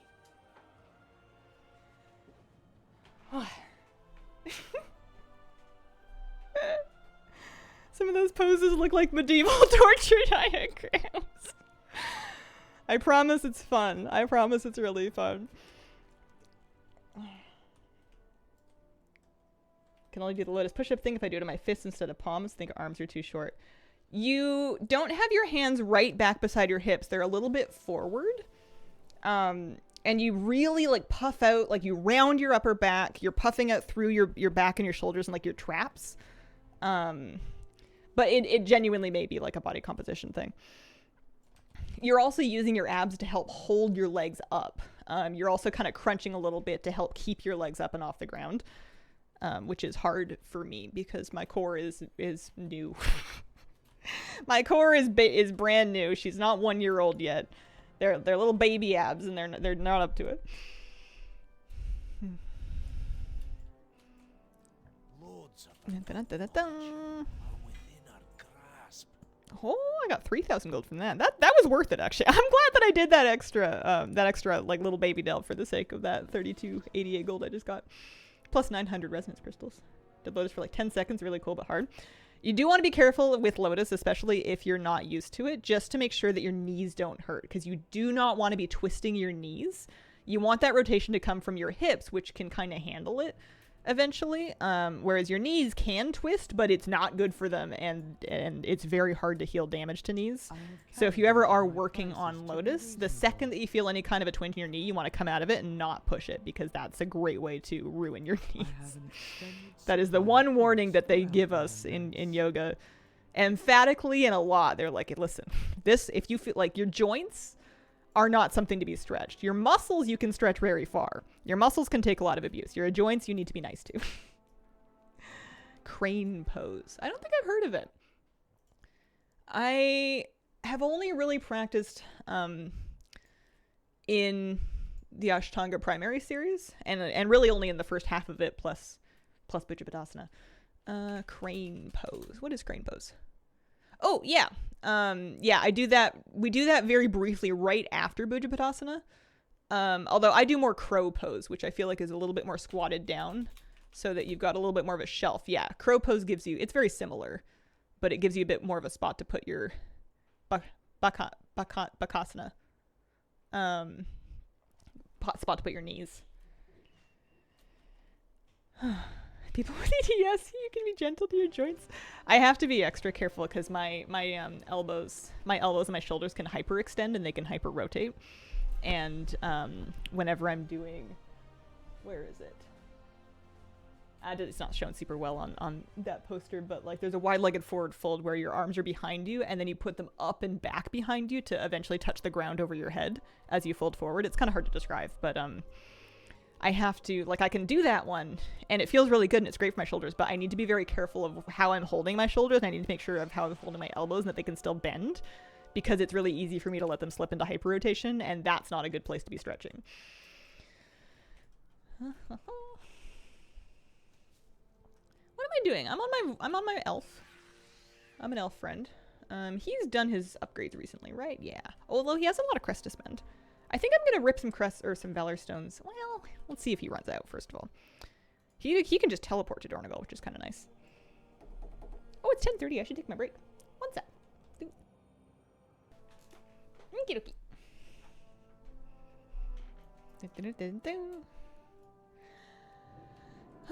When I was a cheerleader, our coach would make us hyper-rotate our shoulders. Yikes. I feel like a lot of youth athletics involve people doing really inadvisable things to their bodies under guidance of older mentors that should know better. Like, what's up with that?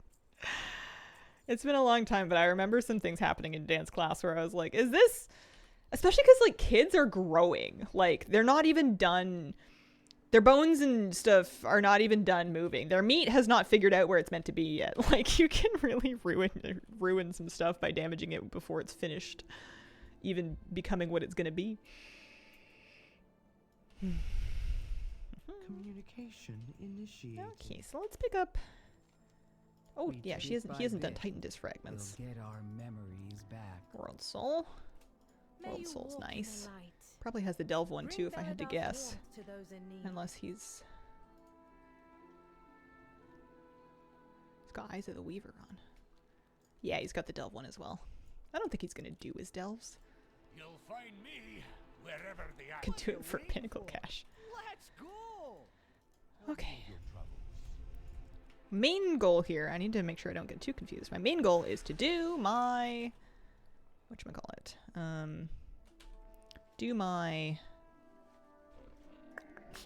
checklist. Many deals for a friend. A couple things there. Like you.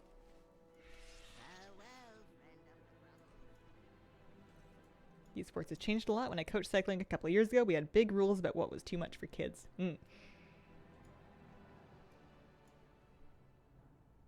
I first tried personal training when I was younger, I think the person training me pressed me too hard. Yeah, that's tough. Sometimes you need that push from someone else to kind of help you redefine what your limits are, but it's hard because that person doesn't know where your limits are. It's something that you can kind of only figure out for yourself, and it's hard when you're putting your faith in someone else who doesn't actually know. It's something you have to remember in yoga too, because like your teachers will give you adjustments, but at the end of the day, you need to be responsible for speaking up if something is too much or doesn't feel like it's a good idea. But you also want to trust their expertise and their years of training, but they don't know your body and your level of strength and flexibility yet. They know it a little bit because they've seen you practice most days, but like you have to be able to advocate for yourself, which is really, really hard. Skating coach as a kid wanted to help me get air in a jump and basically threw me to the air and I broke my tailbone. My hospital system has a group of pediatricians that cover sports games. Consult the local schools for approval of workout programs for students of different ages. That's fascinating. That's a good idea.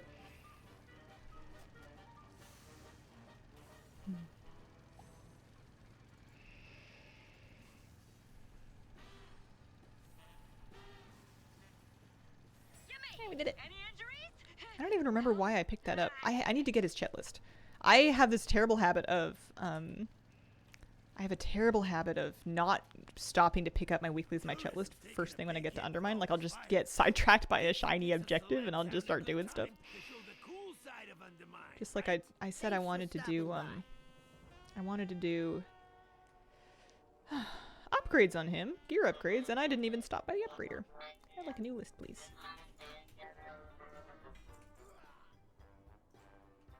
Shipping, scrap, driving, cruising. So, shipping's a little bit optional. I should do, while I'm out here, I should do some jobs because we have surge pricing up so we can get the weekly done for an extra cash. Love those caches. You know, all the gold I can get.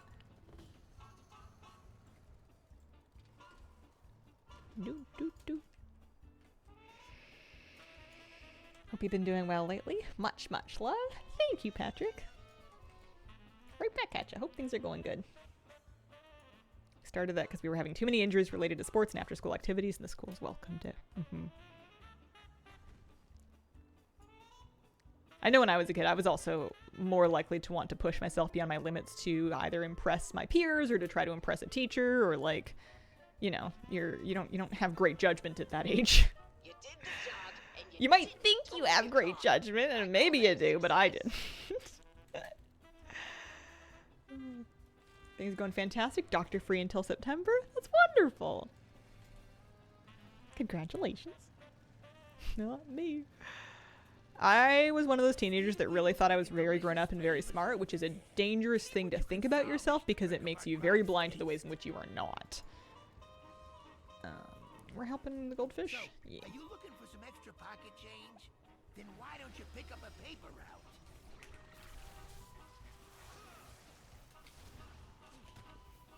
Ow.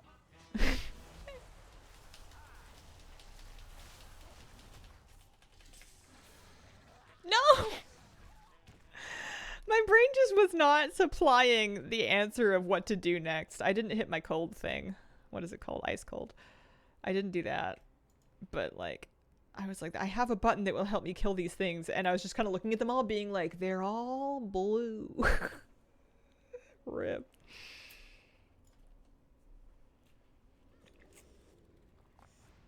Spell dyslexia, right?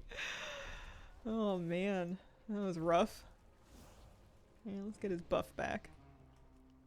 Did that turn off his jobs? It might have done. It's go time, sugar. Let's make a buck. Oh, I don't know if he's gonna do it now. Oh, he didn't even do a job, I don't think. Anyway.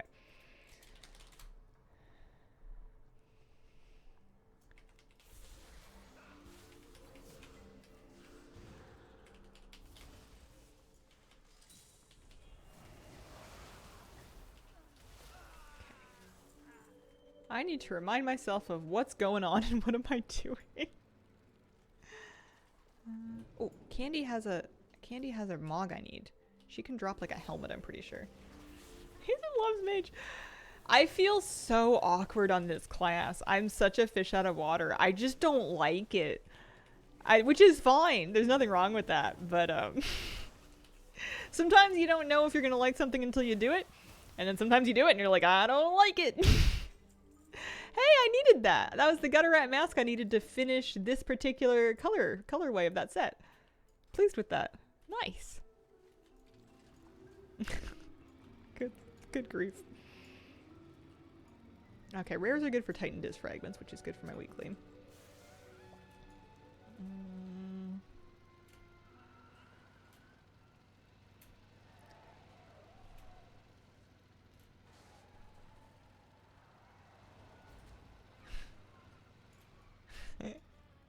Let's go to the hotel and do some dancing. My timeshare business could use a little publicity. Slap up some posters in Pleasant Heights so I can find some All these new alts, marks. still no Mechanica. I haven't got a Mechanica in ages. Probably scrap races and cruising if I had to guess. I think that's gonna be fastest. We're partying.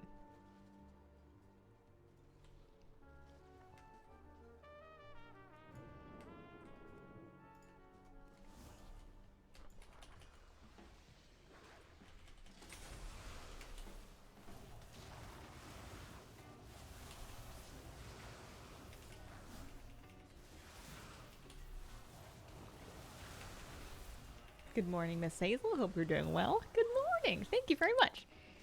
I'm doing pretty good. I'm feeling a little more awake now. I was groggy this morning. I had one of those mornings where it's just not coming together. Stop playing my Fire Mage back in Dragonflight. The Salt in the Wounds is ATT list Mechanicus common boss drop. I think common in that instance is just meant to mean that it can drop from multiple bosses. That drop is common to all of them. Not that it drops commonly. But it is still rude sounding. You got a point. Oh, if I ride the rocket board, I can get 800 gold. Let me at it. Let me at it. We are an energizing force. I wonder how much gold I'm up today. I feel like it's probably 10k or more. Lots of weeklies done.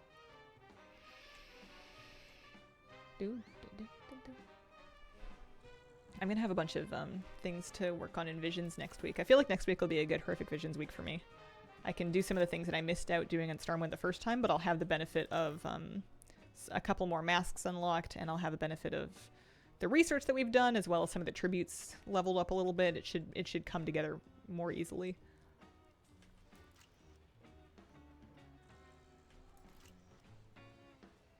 I have 0 of the Legion Paragon mounts, so I've been doing every Legion World Quest. That's a blast from the past. That'll keep you busy for a while. That's brave. Haven't gotten any of the master stuff for the mounts for Visions yet. I did not start Void Bike. I did not. I haven't really looked up how the mounts are done. I kind of figured I would procrastinate a little bit and then do it after I had done the research. So because I just wanted to kind of get my feet wet in Visions and remind myself of how they worked and what was going on before I added the extra layer of trying to get things for a mount. I'm sure it would have been easy, but I just felt overwhelmed enough that I didn't want to add any extra factors, really. So I think next week I'll be ready.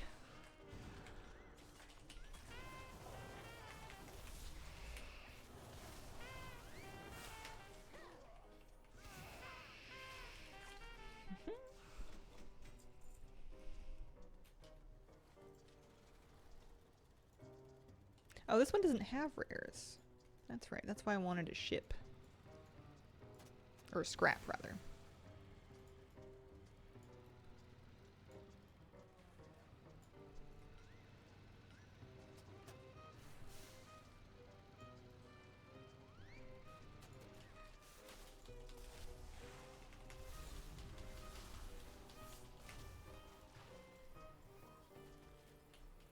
I think my best bet is to buy as many of these as I can.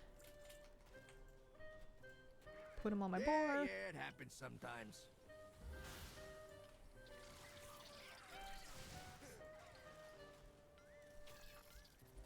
There we go. Hey, that thing snagged my lunchbox earlier. Glass you garbage. I'm gonna keep digging for another 10 seconds and then I'm gonna tag it. I need to dig cans for my chet list.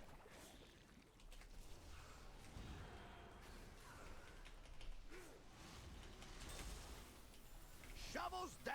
We'll come back to this one later.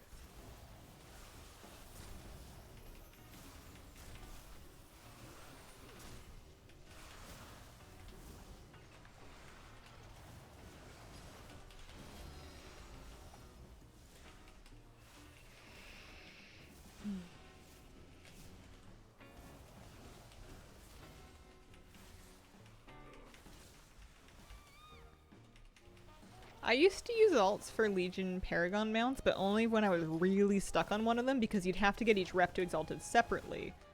So, oh man, that's so rude. Pardon me. But if you get them to Exalted separately, which takes ages, but if you do it,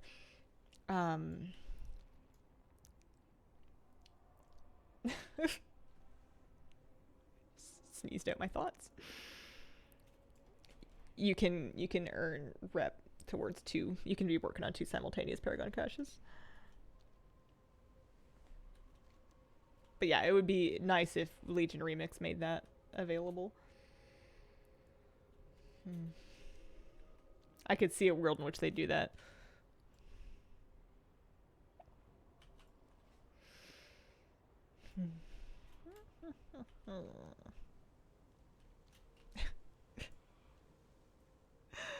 mage was a mistake. It's okay. We can loot the garbage. Nice. We can loot the box. Extra little gunk covered thing. Alright. Keep digging. Time for some more scrap.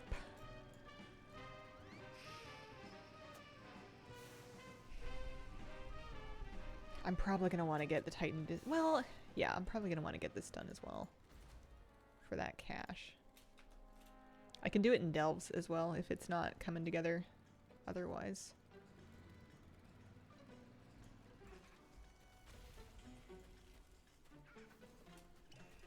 Because I'm pretty on board now, especially because I don't really need delve gear on these characters super badly. It would be nice for their weekly, but I'm not going to do enough delves for them to really get a weekly, so I'd rather just kind of like smoke through like a level 1 delve for the weekly. And then kind of get stuff that way. When are you deleting this page, right? Bought a new wee housemate a couple of weeks ago. A Phytonio albavinus.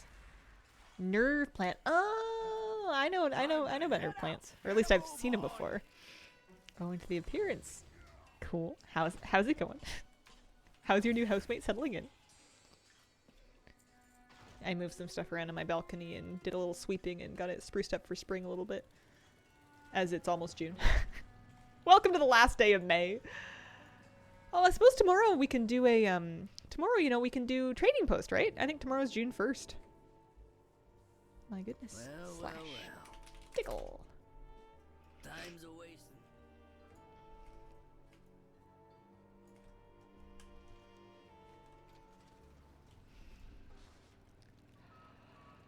Tomorrow you can do Dark Moon Fair? Yeah! Oh yeah, that's kind of handy that it's actually going to start on the 1st of the month because it's a Sunday. I will probably want to turn in a little bit of market research if I have any. I'll have a little bit. From just doing these, shipping, or pardon me, scrap actually is good for market research. All these little scrap digs that I'm doing are helpful for that.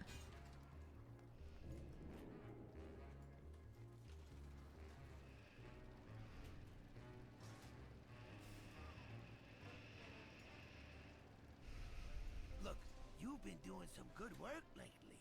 So go enjoy a few holes on me at the course. Mm-hmm. Up the hill. And there we go.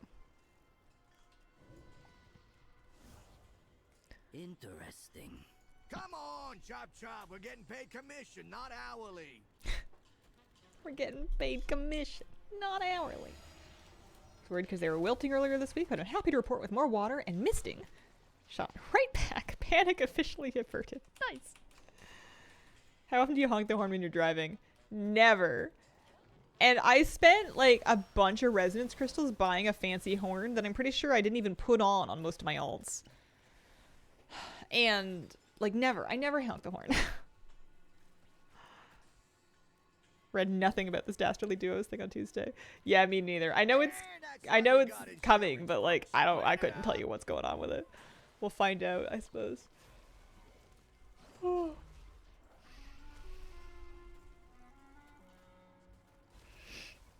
Honking makes your car go faster, obviously.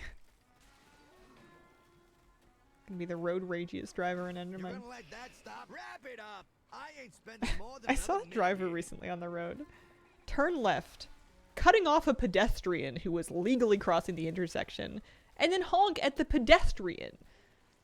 They had a walk sign. What do you mean? Clean it up. I was flabbergasted. Some people.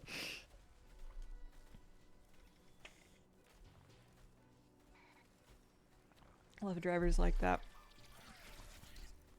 Listen, if I'm gonna be on the road, I'm gonna need everybody else to like be cool.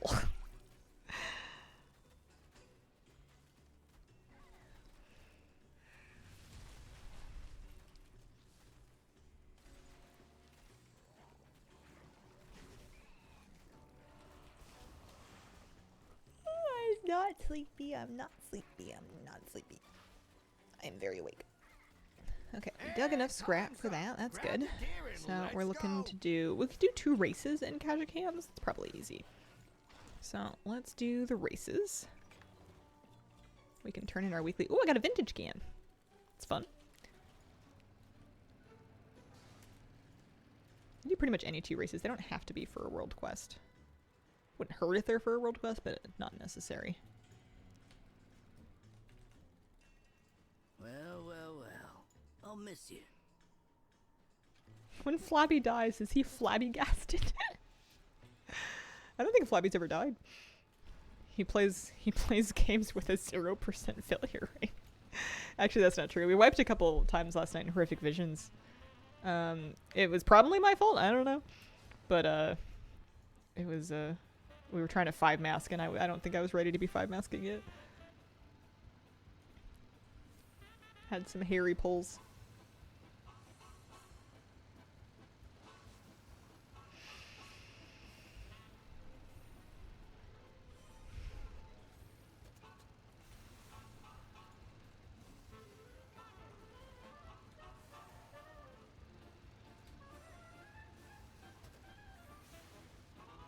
Tried to 8 mask and it did not go well.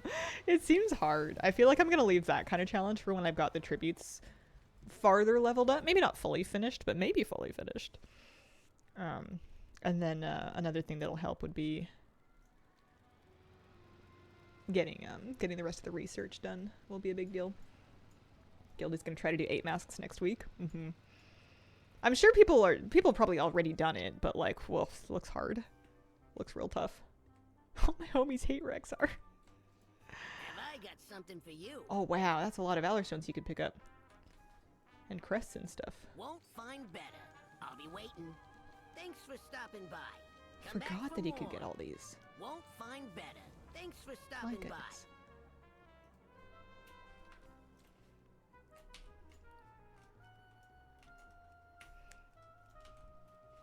Don't mind Rexar, I hate the mobs before him. I've become very respectful of the knockback that like the big bone chewer or whatever they're called, bone breakers. They're big bugs and they do a knockback and I respect it a lot because it gets me into such trouble.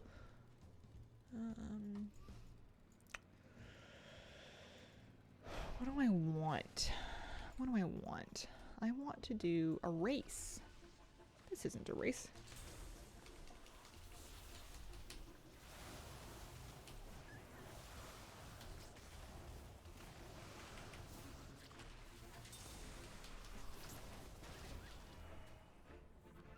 I turn in CHETT list for the part-timer achievement. I feel like I'm getting enough rep now from the buffed rep drops from just world quests and weeklies that I'm going to be working on part-timer long after I'm finished all of the reps, even with Paragon mounts.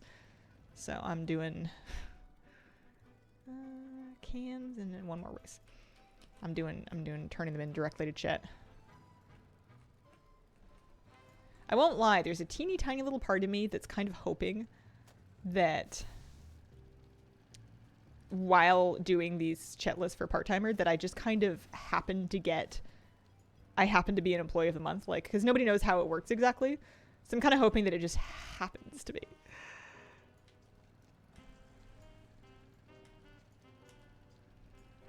Let's do this race.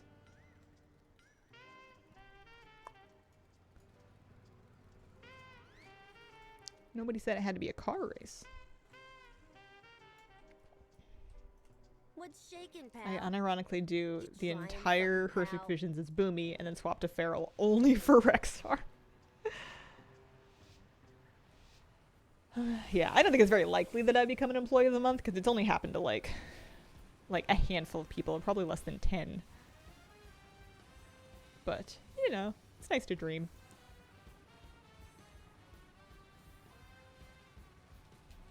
Uh-oh. Which is the button that makes you wiggle your fingers? Flail arms is on Z. Okay. I just wanted to slow down a little bit. I'm not trying to do this for an achievement or anything. I just want to do it for for my CHETT list.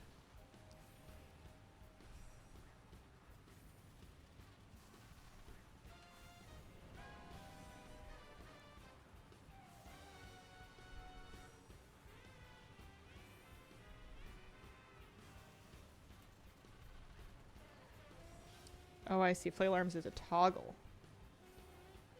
I was like, wow, I really slowed down a lot from that.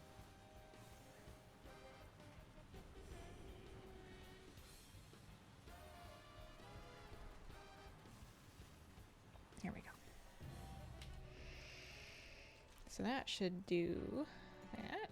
And then for casual cruising, if I don't have enough cans, I like to just go into the ring that's sort of around the world boss area and just do, not exactly laps, but half moons until I'm done, because there's tons of cans out there. Because you just have to drive over these guys. At first I thought they wanted me to kick 50 of the kickable cans, and I thought, no thank you. That's mean. Whoa. Can't make me go back. Sorry, Underpin. Not happening. He's dead. He's done now.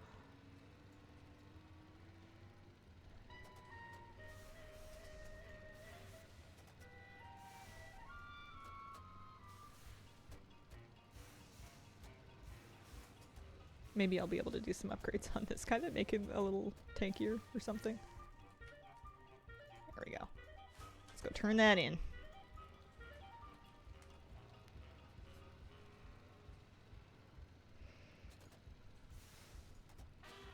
Plenty of Valor Stones to work with.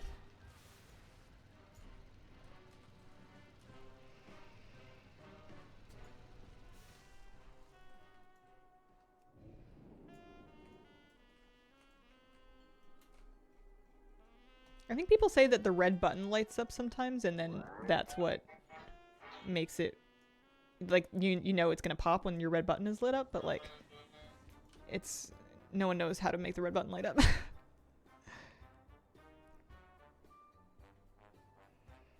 Lovely. How are we doing on part-timer now? We did a couple today. Chetmate. 20! We are officially 1/5 of the way there. We have turned 20 lists into Chet for our part-timer achievement. At least it's account-wide, I guess, if I was going to be apologetic about it. Do not push the big red button.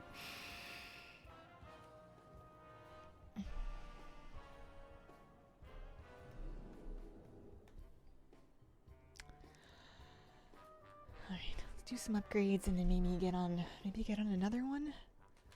How are we doing resonance crystal wise? If I was gonna collect them all. Yeah, Anth's got like a couple thousand. Yeah. Up a few thousand for having done the weeklies. Sitting on about 33k. Did I just alter time? I have done, haven't I?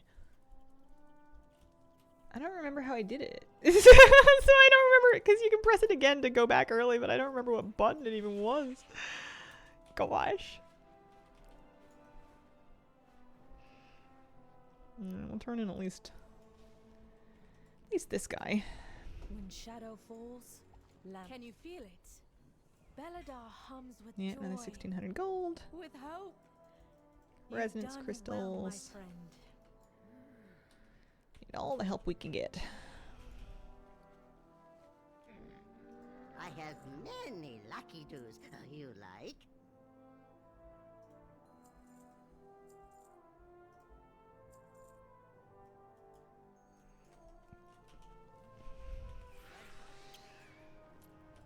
I'm making progress. It's just not terribly exciting.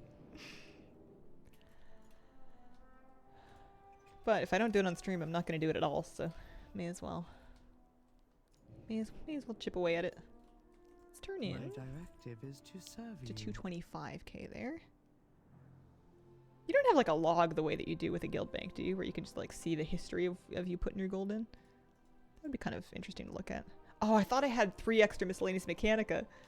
I almost got excited. They're not. It's bait. I've been had.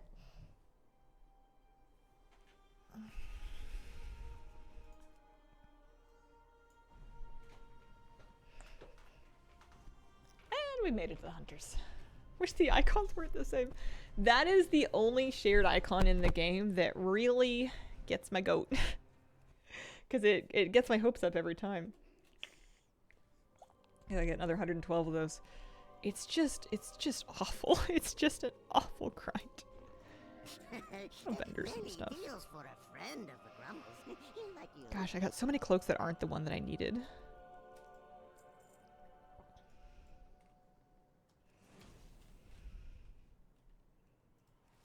Dornigal. May your feet find good trails. Really confuses me why you choose part-timer to care about. I mean, I don't think there has to be a whole lot of order to what sort of WoW goals one person pursues. I feel like anything that speaks to you, you know?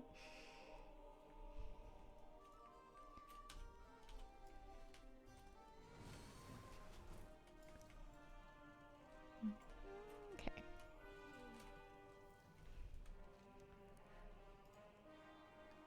Titan Disc Delves.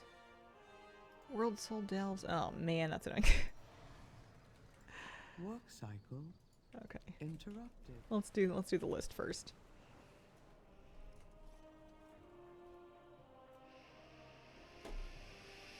Wonder if I'm getting any good market research from doing all this. We'll find out. Tomorrow I'll gather it all into my priest and then turn it in and see how much rep we've got. Before I do anything, we're going to pick up the list and see what kind of things we need. I think I can probably get started on doing chet lists much faster if I stop worrying so much about weeklies. Especially weeklies that only give 200 resonance crystals and not weeklies that give gold. We can still pick them up, but we don't have to finish them. Okay.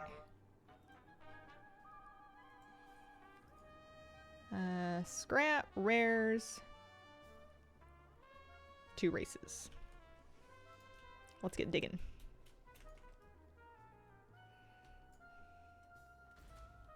Chet list can be Valor Stones or rep. Chet list can be Valor Stones or rep. I'm just doing this for like 800 gold. If you turn it in for Valor Stones, you're getting progress towards your Chet mate achievement, your part-timer achievement. And if you turn it in for rep, you're just getting rep. I'm choosing to work on the achievement because the rep can be earned in other ways, but this is the only way that we understand about how to get that achievement. There's another secret way to get it, but it's not really been solved. Cool. Weak ore for Chet quest makes it easier to see. That's a cool idea. Which tier 3 set should you craft first? Oh. Do you not like the priest one? I feel like a main is a easy answer.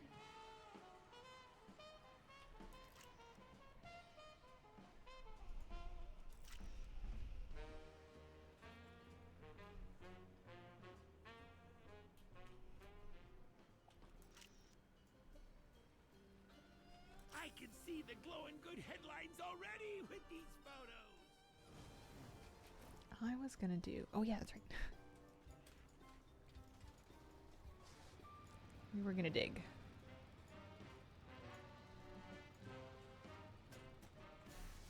Digging in rares.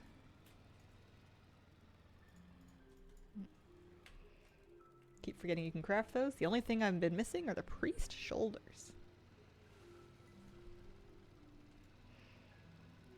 Started working on wasted time when this stream started and I'm still going. You're doing it. Listen, when you get it done, you'll have it done before me because I never did it. I took the title very literally. It told me it was a waste of time and I went, okay, no thank you. Then why don't you pick up a paper route? If you say so. Glad I'm doing this in my mage. The porting helps so much.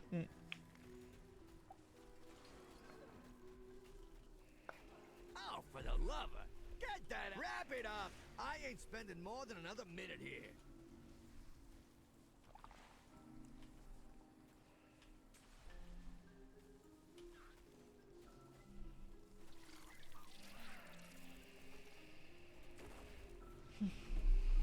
I know it's a belt, but I thought that the name being that was a good indicator. It's also a very chunky belt, which I feel like I'm never gonna transmog.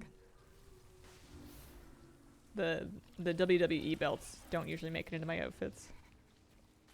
It's a fun quest line. Whoa, that is a big one. Garbage should count for a rare. I want to dig as much as I can though before the seconds are up. We'll tag it in about 10 seconds. I did get ball. I did all of the ball Una related stuff. That's all done. Shovels down. We'll come back to this one later.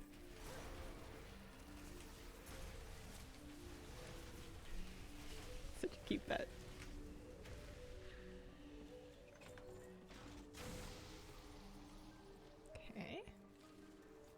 good.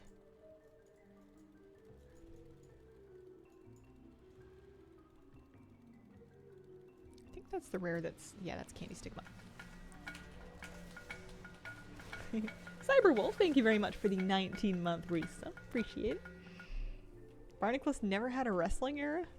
No. He looks like he would have done. He looks like he would have.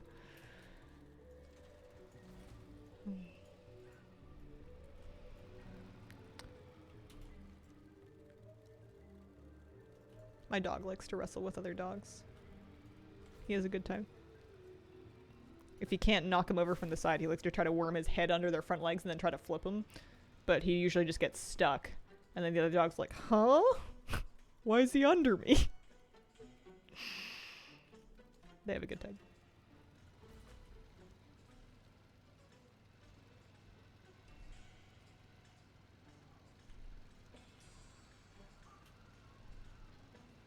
He was playing with a husky yesterday. And they were playing the most, like, politically nuanced game of keep away with a ball that I'd ever seen. Because they were both like kind of feeling each other out of like, if I take this ball that you think is in your possession, are you gonna get mad at me? Because they had just met each other for the first time that day, and they were being like very like careful with each other and reading each other's body language, and then like trading off who had the ball, and like sometimes the ball would just be on the grass between them, and they would be like kind of like making moves towards it without actually taking it, so as not to cross like an invisible husky boundary. It was really funny. They had a nice time. They got along really well. But Moose plays so differently with every dog because I feel like he wants so desperately to play that he will read whatever dog he's playing with to try to have fun in whatever way they want to have fun in. So he plays very differently with every different animal that he gets to play with. Tries to figure out what game is the game. He gets along with almost everybody. There's definitely... I don't think anyone, dog or person, is ever going to get along with everybody. But he's almost 98% of dogs, assuming that they are not so reactive that they can't approach him. He will find a way. He likes his friends a lot, and he makes friends really easily. There was only ever one time that he met a dog that wanted to play with him where he wasn't into it. It was a little Frenchie, and it was really into him, and it was really excited. And it was making these, like, kind of gargling noises because it's a Frenchie and they barely function. And it was kind of, and Moose was just, and it was like chasing after him and trying to play and go, and Moose was just kind of like tilting his head at it, like, what do you want? Like, he didn't understand. He was not having it. He was just trying to like walk away and leave because he did not get what this like wet vac was trying to do with him. Does he have special best dog friends? Yes. Well, I mean, every dog that's in front of him that is chosen to give him the time of day is his current best friend, but he has a couple of dogs that are like really good energy and size matches for him that he lives quite near to, so he gets to see them pretty often, and he really, really loves those ones. Feel the same way around similar breeds. Yeah. It's not the dog's fault that they're like that. It's people's fault for breeding them to be like that in the first place. But the whole thing's a bit not my speed. What am I doing? I'm gonna do another dig. That's right. We're gonna dig another scrap job. Should be right up here.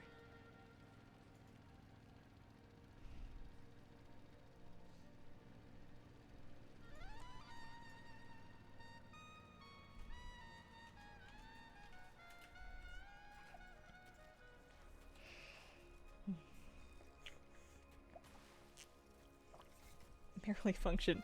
I just mean that the, what are they called? Brachycephalic? I don't think I said that properly, but like the flat-faced dog breeds, the pugs and the Frenchies and stuff, the bulldogs, they have a harder time breathing and regulating their temperature because of the way that they've been bred to look. So they don't dog as well as another dog in like a warm exercise situation. Might have been worried about the Frenchie's health. It was also a weird thing where the Frenchie was wearing like a costume. Like it was a dog park situation. Actual dog park, lots of dogs. This Frenchie shows up in like an outfit, and the owner keeps getting worried that other dogs are like tugging on the outfit or that it's gonna get dirty. And I'm just watching this happen. Like, what did you think was gonna happen? Like, you took your dog to a dog park, surrounded by dogs you've never met, and you're horrified that they are nibbling on your dog's, like, costume. It wasn't Halloween or anything. It was just wearing an outfit. It was very strange to me. I also once came across a person who had brought their dog to the dog park on a very rainy, very wet, very muddy day, and then was really upset that their dog was getting dirty because they were like, oh no, we have to go to my mother-in-law's after this.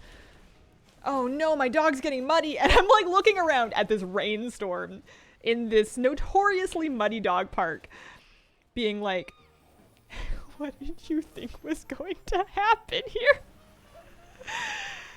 I'm so confused. We'll come back to this one later. Oh man.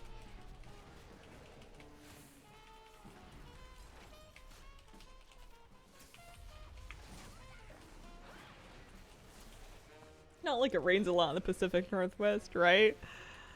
Oh man. We went to a muddy dog park and an owner was yelling at another one because a dog stepped on his foot and dirtied his shoe. Man, people gotta relax a little bit. Dogs are gonna be dogs.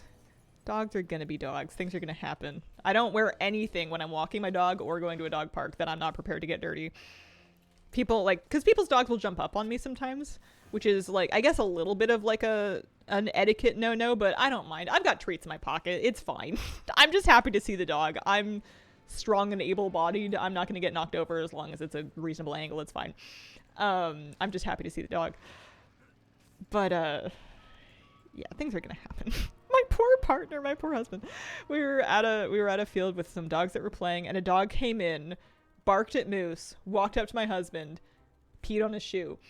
And the owner was like beside himself, like so apologetic, like, oh my gosh, this is the worst first impression ever. I'm so sorry.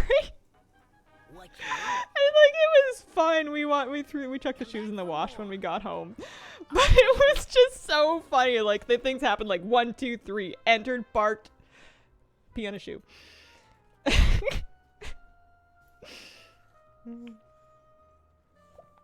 Yeah. One of Moose's very first friends that he met was like a much taller dog than he met when he was a puppy. And it was like a big, tall, like a poodle situation. And lovely dog. We still see them quite often. We like them very much. But like the very first time that the dogs met, Moose was just a little baby puppy and he's like looking up at this dog like, whoa. And then the poodle like looks down at Moose. And I don't even think he was like super paying attention. I don't think he did it on purpose. But he's just kind of standing around a little bit bored. And then he lifts a leg and he pees on my dog. Like on the puppy. It was so funny. Again, the owners felt really bad. It was like, it's fine. He's a puppy. He's gonna need a bath. He's gonna need baths most days. It's good for him. But, oh man. I just want to buckle my shoe.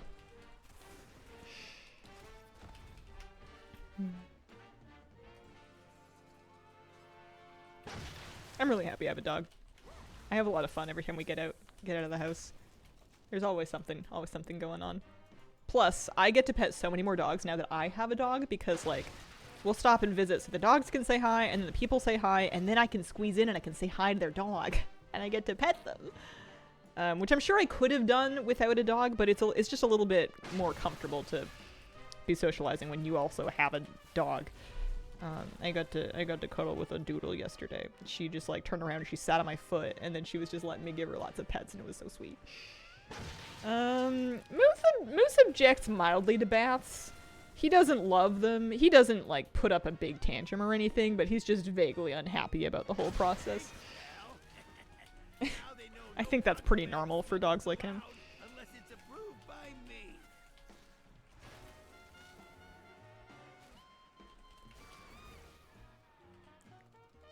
Oh, that's so funny. I think I can guess what the typo meant. At what grade level can Moose read? He can speak. He knows a lot of words. I've realized now that if we're out on a walk and we see a cat and I say, oh, a kitty, Moose will start looking around for the cat because he knows the word kitty.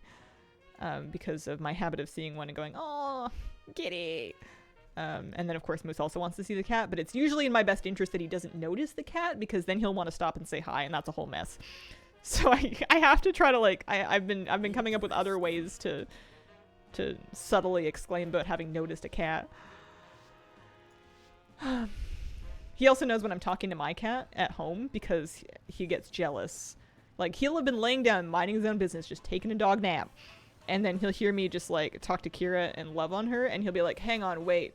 If anyone's getting attention, Moose needs to be involved. And he'll get up and he'll clamber over and he'll go give the cat a bunch of kisses and then, like, try to, like, worm in between me and the cat to steal some pets. Which is funny because he didn't even want them. He just wants them because the cat's getting them. Siblings, man.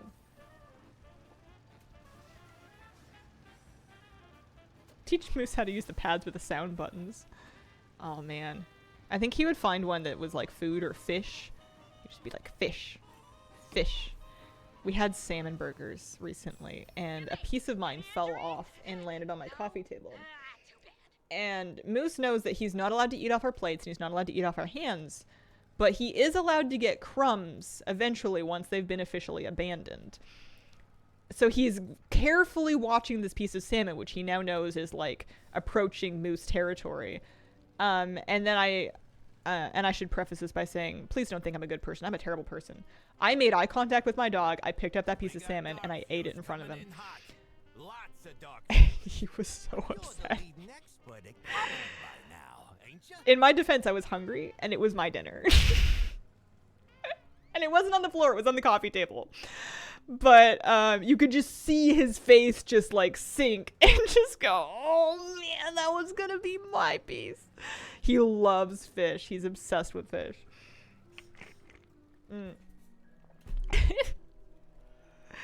Okay, what am I up to here? We've done scrap, we've done rares. We just need to do 2 races and that'll get this chat list done. Absolute betrayal. Listen, you can't go too soft on him or they're gonna wrap you around their finger. He already knows that he can bully me. He does get fish treats sometimes. I get him freeze-dried anchovies or air-dried anchovies. His stinky fishies. He loves those. And then sometimes, on a special day when we've been fishing, if we bring back a fish that's maybe a bit small for us to eat, or if we're just in the mood to give a very nice treat to Moosey, we will fillet and steam a fish that we caught, and then make up a little Moosey fish plate. You have to be very careful to like cook it properly and debone it, so it's safe for him, but he loves it. I remember last summer I went fishing on my own one time and I brought home a bass from the lake and I was like, you know what, this will be good for Moose. And I you know, filleted it and deboned it and steamed it for him. And he was just so happy. He gets bratty after he gets a special treat like that though. He gets like a second wind of energy and then he just starts moosing around when he normally would have been very settled down. I think it's very exciting for him. Yeah, exactly. Like for his birthday. Did you see that video?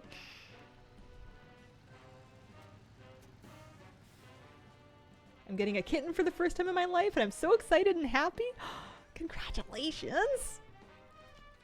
New cat, new cat. He did. Forget when.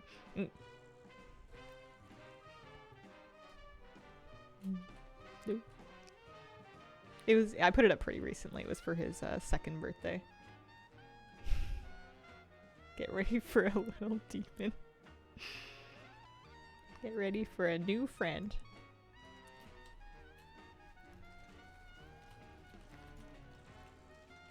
I love having pets so much.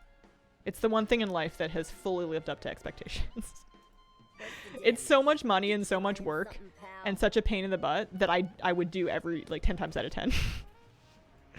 If you took all the negatives of pet ownership, like the lack of sleep and the frustration and the expense and the stress and whatever else, you know, difficulty of spontaneity of travel, you could tot it all up into a document that would be a very hard sell. But then you let me pet a kitty and I'm like, oh yeah, okay, that's a good deal. Would do. Recommend.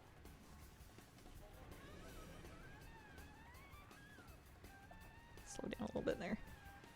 Miss having pet rats. Not for everyone, but I adore them. One day. Not yet.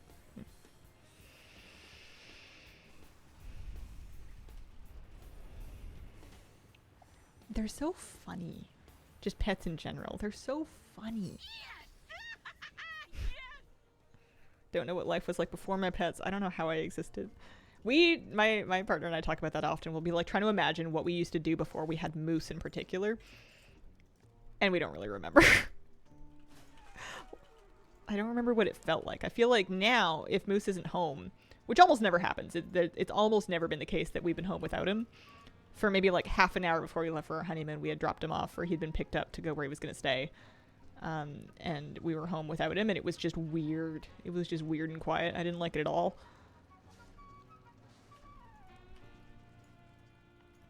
Play games, yeah. We used to go on walks without the dog. It was one of the reasons I knew I really would be able to keep up with the dog, was because we were going on walks every day without him, just to get outside. Here we go.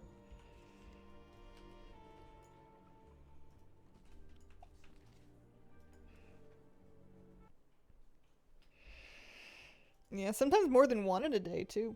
Just to like get some fresh air and sort of stretch and like, I don't know, just get out of the house. Because otherwise we would just be home all the time.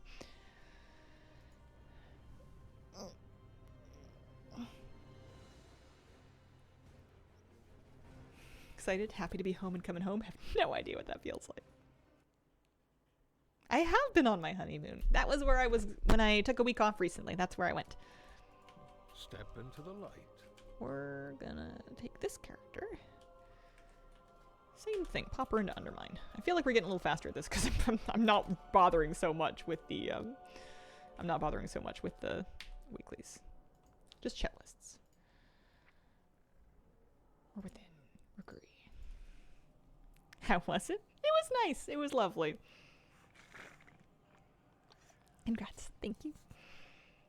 We did Salt Spring Island. We stayed for a couple nights. We got an Airbnb cabin. We went fishing in the park. We went to a spa. We slept in. My poor spouse got terrible allergies. And we were a bit homesick. We were really excited to come home when it was over. I don't know if we're going to be big trip people, but it was good for us to like get out and go for it. Already out for a week, didn't notice. My family looked after Moose and Kira while I was gone, so they were in good hands. I will see you in the archive. But I missed them so much. Do you also hear Beladar's song? Our deeds Daily give it walks made such a strength. massive difference to my quality of life. I get itchy without them. I know that exact itchy feeling. Itchy is such a good way to describe it. It's just like a little cabin fever, a little stir crazy. Did you come back to a fat Moose and Kira? No. Moosey was tired when we got back. I think he partied like the whole time we were gone because he was so excited to see my sister and nephew and my mom.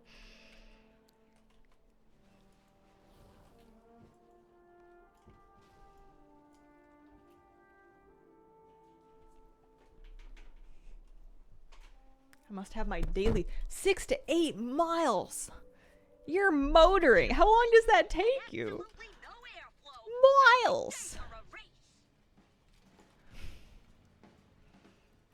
All right, we're picking up our chat list. That's job one.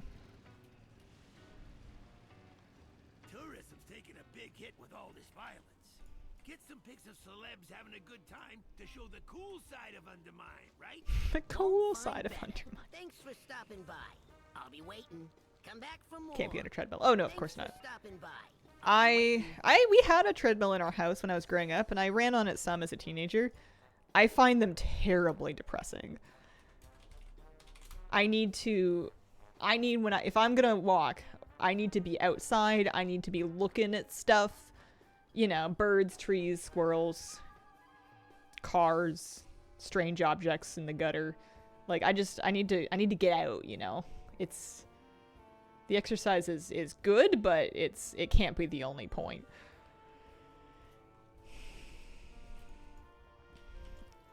I know people do enjoy treadmills and other stationary exercise machines though when they are able to pop up like a stream, Or, you know, they watch shows or whatnot. That's a great idea. They do their cardio. Okay, so we can do scrap, rares, and cruising should be nice and easy. Scrap will probably be the part that takes longest, but that's a good one to do lots of because it's good for market research as well. And I still need stuff from gun-covered things. Play Hearthstone. There you go. Dog has dried shrimps. Oh, I bet those would be good. Walk the dog a lot in 2 or 3 chunks. Husky mix, 45 to 60 per walk. Wow. Yeah, I bet. Do you guys, like, mix up your route at all?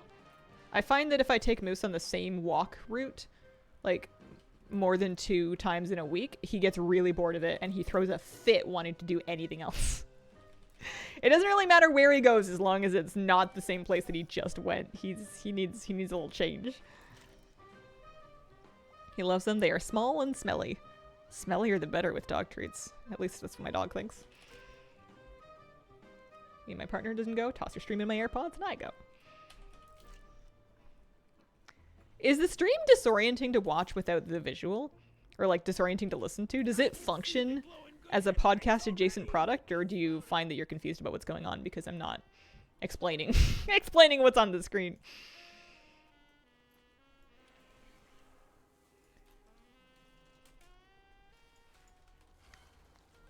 Scrap, we're gonna go dig.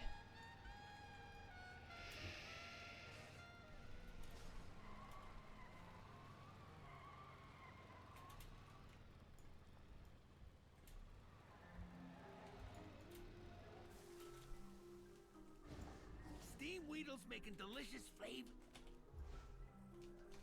Oh, garbage is up.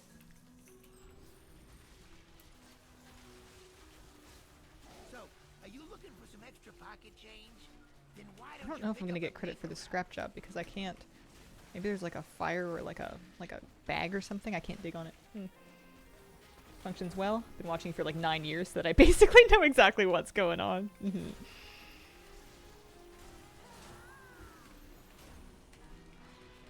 That's so trippy to think about.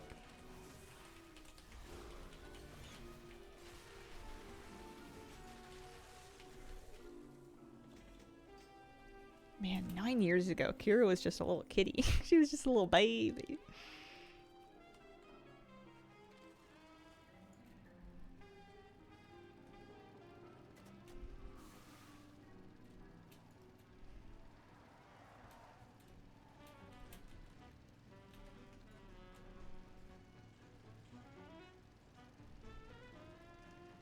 I don't remember what she was like when she was young.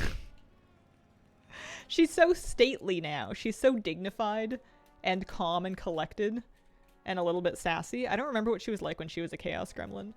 I believe she was a chaos gremlin, but it's just been so long I've forgotten.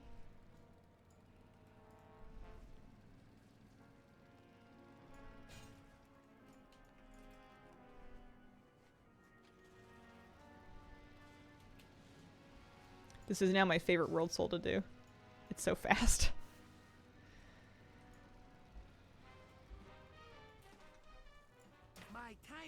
You want to play games in the casino? Watching you do underpin may not have been as fun audio only. Yeah, I bet not. Just a bunch of me grumbling. Well, that wasn't good. Uh-oh.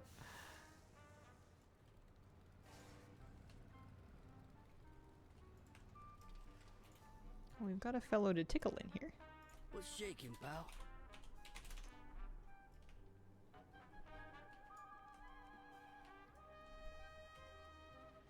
Kitty is in her terrible twos. Don't ask me how many times I've bricked keys because she's trying to eat a magnet. Oh gosh. Eat a magnet. Oh dear. I've heard that actually, one of the most dangerous things that, I mean, there's lots of dangerous things your pets can eat. It's kind of a never-ending worry, but I've heard some terrible stories of pets, or I guess children, eating those little magnetic balls that you can use to kind of make different shapes or like squish them for stress release or something like that, because they get into their organs and then they click to each other, so they're either punching through or like twisting your organs out of place. Terrible, terrible for you. But I don't know why a pet would eat them. I know why kids eat anything, but I guess some dogs eat anything too. I'm really glad that Moose is kind of past the eating anything phase. Nowadays, he still eats some things that he probably shouldn't, but I'm at least confident that they're food or grass. Guy got a crust of a sandwich yesterday. I was standing around, I was chatting with a neighbor, and I like looked down at Moose and I'd see him just like eating a sandwich or like just some bread crust. There wasn't any actual toppings on it, which made me feel a little bit better. It was mainly just bread. But I'm just like, buddy, where did you find this? Who just chucks bread crusts out of their car? He's kind of calmed down on the dirt eating, unless it's like fertilized dirt. I guess he does still want mulch. He's a fiend for grass, though. You have to really watch and make sure he doesn't eat too much grass. Not good for him. A lot of dogs eat grass because if their tummies are upset, but he's just always liked it. It's just a quirk of his. I think he's over the sidewalk moss. I think he's decided that's not worth his time anymore. He tried it. He's been there. Done that. She hangs off the side of the fridge, dangles her 2 front paws down to slowly try to drag a magnet I've strategically placed the farthest away possible to her. Ah, you made it fun! Are spiders safe? I guess I'm assuming so. I feel like Moose is big and robust enough that we don't have any spiders around here that are toxic enough to cause him an actual problem if he ate them. I think they're just snacks for him. I'm not gonna like feed them to him on purpose, but if he eats a spider, I'm not gonna throw a fit about it. Same thing with moths. Sometimes he'll eat a little bit of a moth. Like he'll just be walking around in the evening and then he'll leap up and you'll hear his jaws snap. And then you're like, oh, he got one. Num num num num num. Yeah, he likes raw carrots a lot. He likes cooked carrots too. I found that I can't give him frozen carrots because then they don't digest and they cause him troubles on the other end. But carrot sticks, big fan of them. I think a lot of dogs like carrot sticks. They're sweet. Saw my cat playing with something. It was a fly, and when she saw I was coming, she ate it. Yeah, unfortunately, when I've taught Moose the phrase "drop it," and he knows what it means, but he's also kind of an independent thinker. So what he does is, when I ask him to drop something, he has a quick think, and he decides, how badly do I want to eat this, and how quickly do I think that they can swallow it before they're able to physically remove it from my mouth if I decide to go for it. And then based on those, he'll either spit it out if he doesn't want it that bad, but if he wants it, he's just gonna take that as, oh, you're gonna take this from me, and he immediately swallows it. To the point that if it's something that I really need to take from him, I need to be a bit sneakier about it, because if I ask him to drop it, he'll just be like, oh, you mean swallow it whole. Gulp. But yeah, he thankfully doesn't pick up as much trash anymore. It's a miracle he survived his puppy year. That was tough. That was so stressful. I would get genuinely bummed out walking him every day because you had to be constantly vigilant because he would just pick up like tar or like plastic or just random inedible things, and it would just be this huge stress of if you take your eyes off him for a second, he's going to consume something lethal. Like, just so stressful. I'm really glad he's past that. I was not a fan of that phase. Oh, for the lover. That's what we call Moose, dear Lord, drop it. Cat will attempt to eat literally anything. I had to take a container of noodles, stuck her whole head in, and ran off with a noodle dangling from her mouth. Oh dear.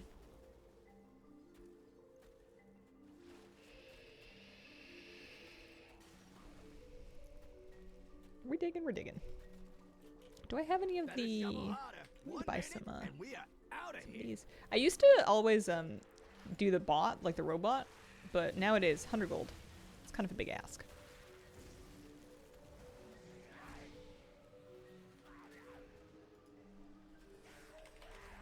Here we go. Oh, for the lover. Get that out It's a little bit late now, but I was trying to put my Caja Cola on my bar.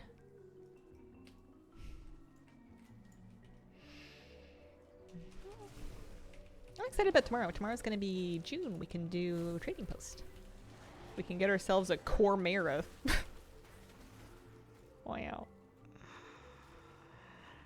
I've been pondering whether or not I want to buy the mount that I have frozen on the trading post. I'm pretty sure I froze the red butterfly. And that's why we got And I could kind of go either way. I have the other color.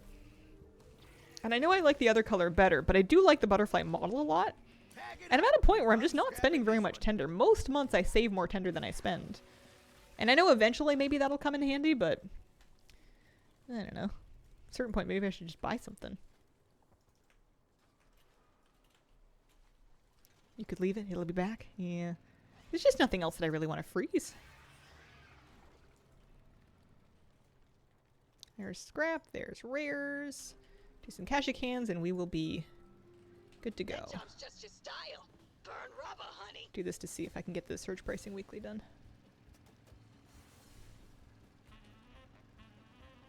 He'll be buying things tomorrow. Maybe.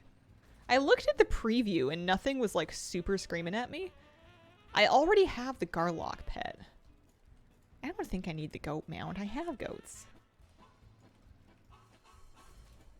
We'll see. Maybe there's Mog that I'll want.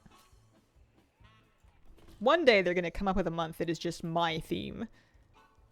And then I'll spend it all. Like almost all the stuff in the preview, it's a problem. Haven't looked at it yet. They didn't share a lot of pictures this time. A lot of it was just listing the names of things. You did the job and you didn't total your car. I call that a success.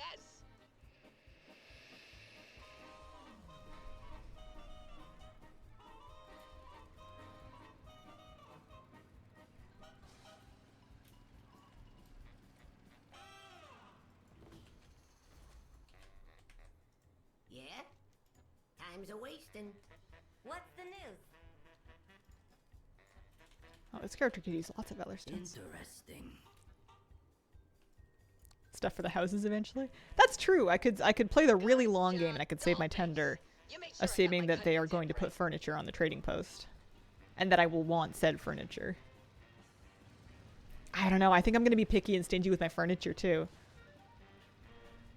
Especially because I mean, maybe I'll want to collect it just for collection's sake, but with transmog and mounts, I will go reasonably far out of my way to collect something that I know I'm never going to actually wear, just for the completion percentage. I don't know whether or not I'm going to feel that way about furniture. I think the fact that you can display a great deal of furniture might make it feel like if I'm not going to display it, then I'm not going to worry about it too much. IKEA shopping when the housing drops.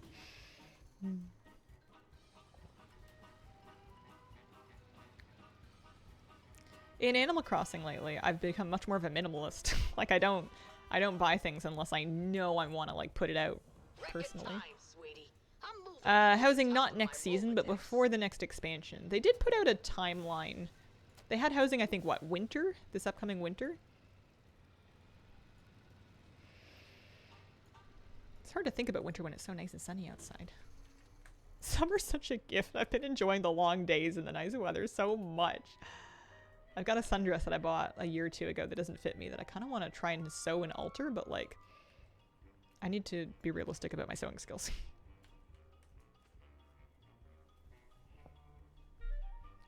There is going to be some craftable furniture. They talked about that in one of the preview posts.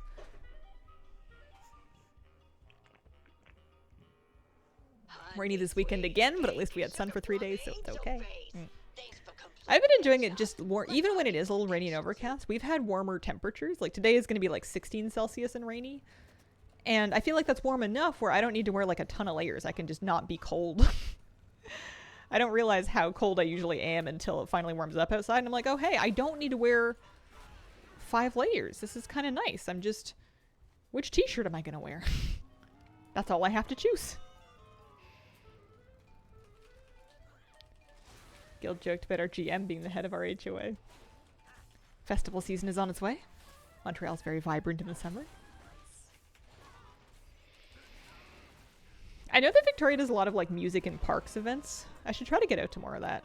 Just like free things that you can just like walk to and walk by and enjoy like some live bands.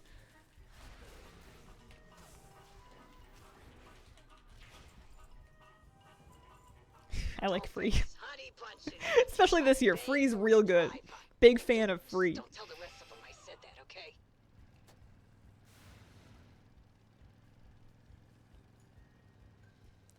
Surge pricing ended and I didn't get a thing.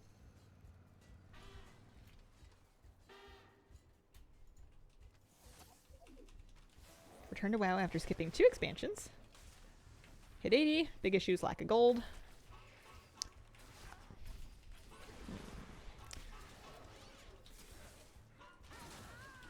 I would start by just focusing on, if you're like really broke and you're just trying to afford like your basic consumes and stuff and your enchants. Raw gold from world quests and weeklies. So make sure that you do your big blue exclamation point weeklies at Adornigal. Make sure you kind of take a look at the map and look at all the War Within world quests and see which gold ones you can do, because those will be like 800 to 1,000 each. And that'll get you off to a good start. That's pretty much what I'm doing for gold making right now. It's multiplied if you do it across multiple characters, if you level up a second character, but I understand that you've like just come back and you should be able to do pretty well off of just one. Gathering as well is another way that you can make some gold without having to invest a bunch of gold first. So you could take herbalism and mining and you can pick those things up while you're out. That'll help a little bit. Fishing is not bad either, especially if you find blood pools. Hellafall can be a good place to look for blood pools to fish, to get slum sharks, which are a feast reagent that is dropping value, but still not bad. Pretty good.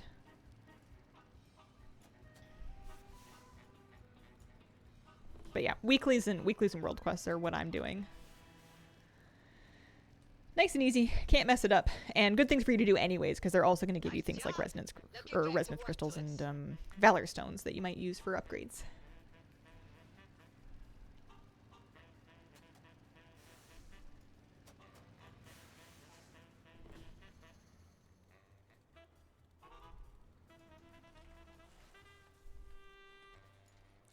Wouldn't mind more outdoor stuff if I didn't have to drive through Toronto traffic to get there. I feel that so much. There are so many things from me that are like a 15-20 minute drive, but I'll only do them either early in the morning or like basically not traffic hours. I won't just do them like at 4 o'clock on a weekday because I don't want to get caught up in like rush hour traffic, especially because there's always construction. It's always a mess. And like it's so annoying to get places because of that. So sometimes I think that if I lived in a more remote place, even if I was the same distance away from like local parks and hikes, if it was like not driving through like city traffic to get there, it would be a much different story.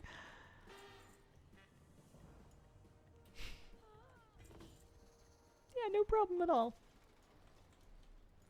But I'm sure I am in the kiddie pool of traffic compared to what you're dealing with in Toronto. I'm just me. Spoiled. A little smooshy. Friend told me about a ska music festival. Happens every year in Victoria that she'd often go to. Takes place by the harbor. Kind of rings a bell.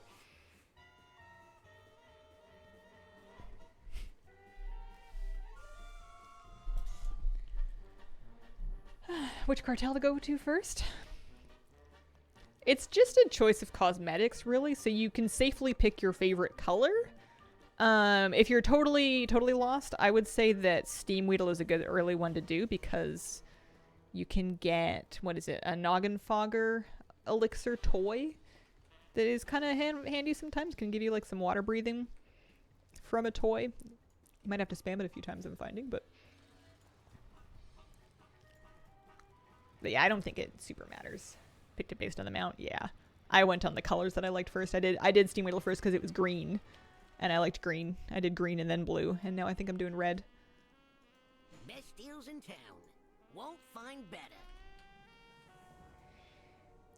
And I got my checklist done. Nice.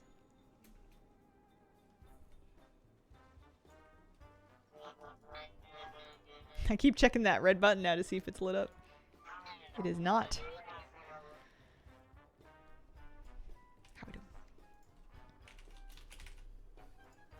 22 of 100. Coming along. We're getting there. Go back to Dornigal. Turn in our World Soul.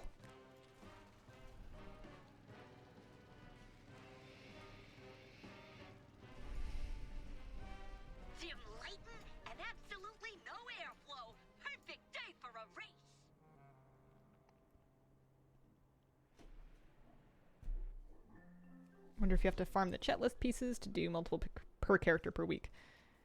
Oh, to get employee of the month or just in general? Because that is how you would do more than one on a given character in a week. People have definitely messed around with trying that, though. There have been people that have done like a new list every day for a month.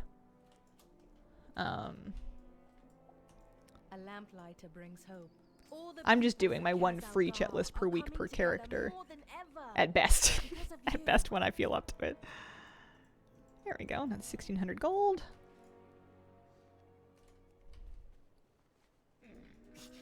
I have many, many wares. Plus we can get rid of some of these things. Yeah, we got... Not going to be too worried about putting all of the warbound gear into the bank. Got my Dark Fuse Spy Eye. Nice! Congratulations! Today's stream reminded me that chets were a thing. First list is still in my inventory. Open it. See, it's all done. Nice! The skies Easy money. call to me. I will do my Upgrade duty. some equipment.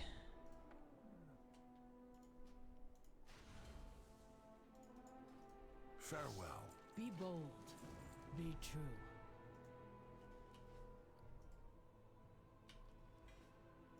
We have slept long enough. Yeah, this character needs a bunch of Until upgrades. next time, it is a world of wonders. She could probably get... Like, I bet you if I just go pop over to the reputation guys in this building, I could probably pick up some extra crests to trade up, as well as some valor stones, just from having done the rep and not picked them up yet. Return and peruse my inventory again. Someone picky. Someone picky.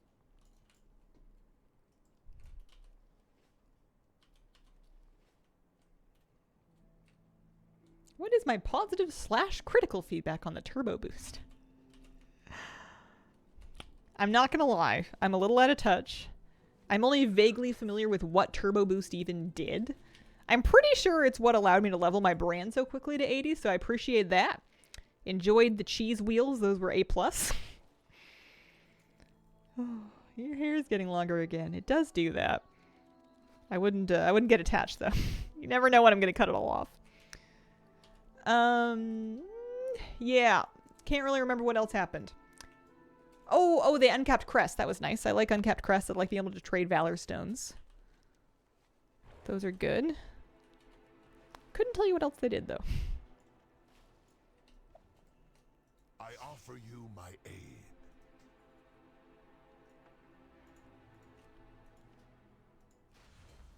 Yeah, this is why this character can just burn through stuff, because she's got a bunch of veteran gear.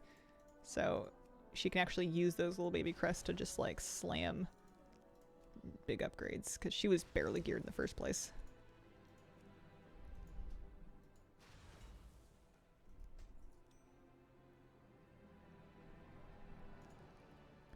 So I could even take some valor stones from a character that's nearly capped. This character is pretty much capped. I'm going to take 1,000. This world is vast and wondrous. To get some stuff to veteran 4 at least. Actually, veteran 8, maybe veteran 7.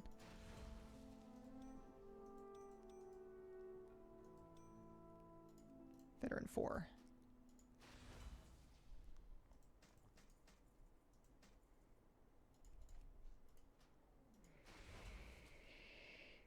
Uncapped didn't happen fast enough, right? It does take a long time for them to do that. I feel like they could do things like that and sort of releasing unlimited catalyst charges as well a little bit faster, but it is what it is. There you go, up to 638. That's not too bad. If needed, I will answer the call.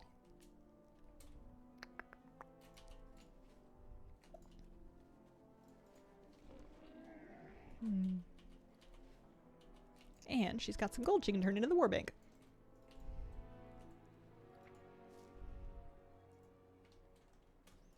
Wow, but the cap is still only 2k.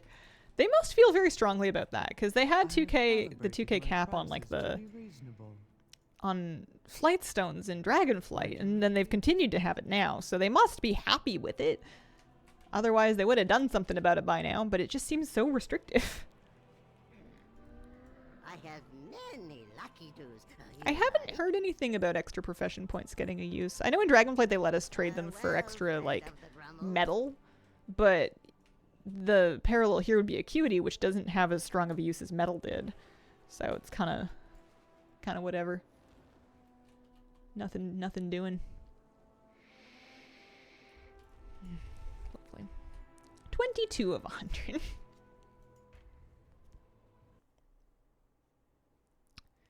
I've got one more 80. I could just have a little look and see what her chet list even looks like.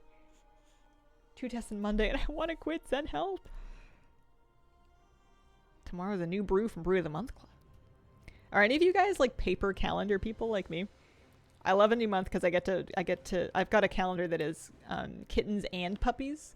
Because we normally do kittens, but then I kind of wanted puppies, but then I couldn't decide, so I found a calendar that had kittens with puppies. And every month we get a new picture of kittens and puppies. And I feel like you can't spoil it too much by looking ahead, so you gotta... Yeah, you gotta wait for the first of the month to get surprised. It kind of makes up for having to pay rent.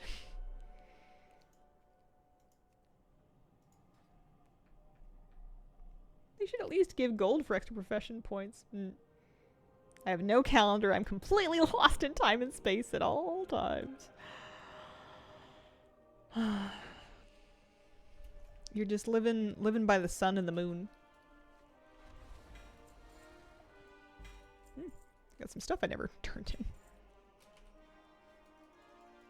Speaking of resonance crystals.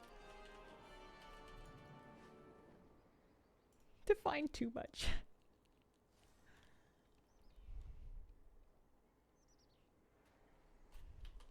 I'm lost. I'm going this way. Great for remembering birthdays too. Effective. My only problem is that sometimes I end up with too many of them because I want one in every room, but I don't have the stamina to update all of the calendars if I have too many of them. So then some appointments will be on some, but not others, and that's a mess. Don't want that. You gotta just commit to one. The coreway must be protected. We owe our service to those. Do you also hear Beladar's song? I feel like I don't have many birthdays to remember in my life, to the point that I know when they are. 1, 2, 3, and then mine. I would say 3. And one of them's my mom, and one of them's my sister, and so I know those ones. I think I know them all. What are we doing? Picking up a list. Picking up a little chat list. Paper calendars should self-update with all the new info. I don't know if I trust them to listen to my thoughts. Get some pics of celebs having a good time to show the cool side of Undermine, right? Come back for more. Oh, that's a lot of Valor Stones and crests and stuff. Won't find better. This character can probably do a lot of the same upgrading that my other hunter just did. Thanks for stopping by. How's she doing on Valor Stones? 550. She's definitely got some room to improve. One list, please. Looks like we can do rares, scrap, and shipping. That one's a bit of a slow one. I'll start. Oh yeah, that's true. That's true. My nephew's birthday. I think I know it. But that's probably a good one to have on my calendar, because he's only had 3 of them so far, and the first one was when he was born the first time, so.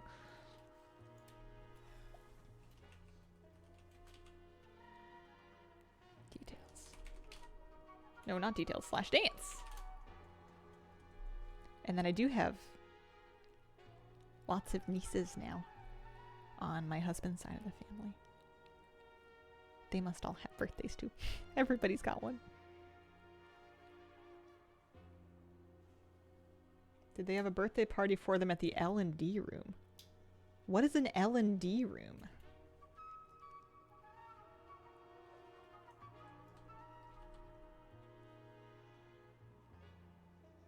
Labor and delivery. Oh!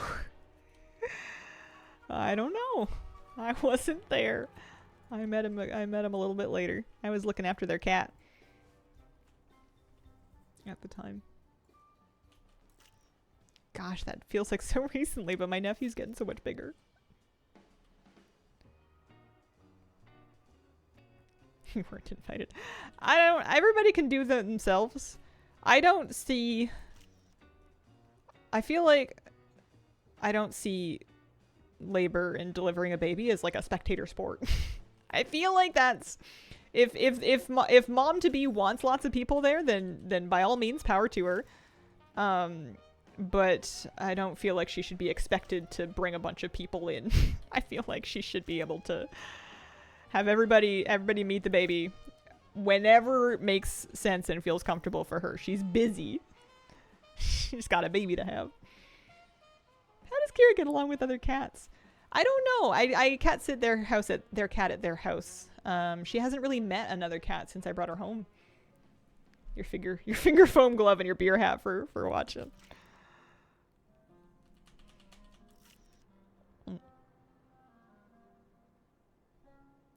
She seems sometimes curious about like cat sounds from speakers, or like the once or twice there's been cats making sounds outside of the window, but I don't know what she would do.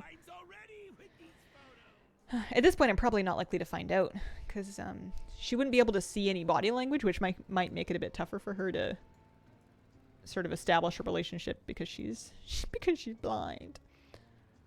What are we doing? I think we're gonna wrap up for the day. We made it to noon. Yeah, I also think she likes being Princess Kira. I don't think she's in a real hurry to share her kingdom. Okie dokie. I am finished for today, but I'll be back tomorrow. It'll be Sunday morning. It'll be the 1st of June, which is exciting. We can do some trading post stuff, some top of the month stuff. Thank you so much for spending this time with me. I appreciate your company, and I hope you have a wonderful, wonderful day.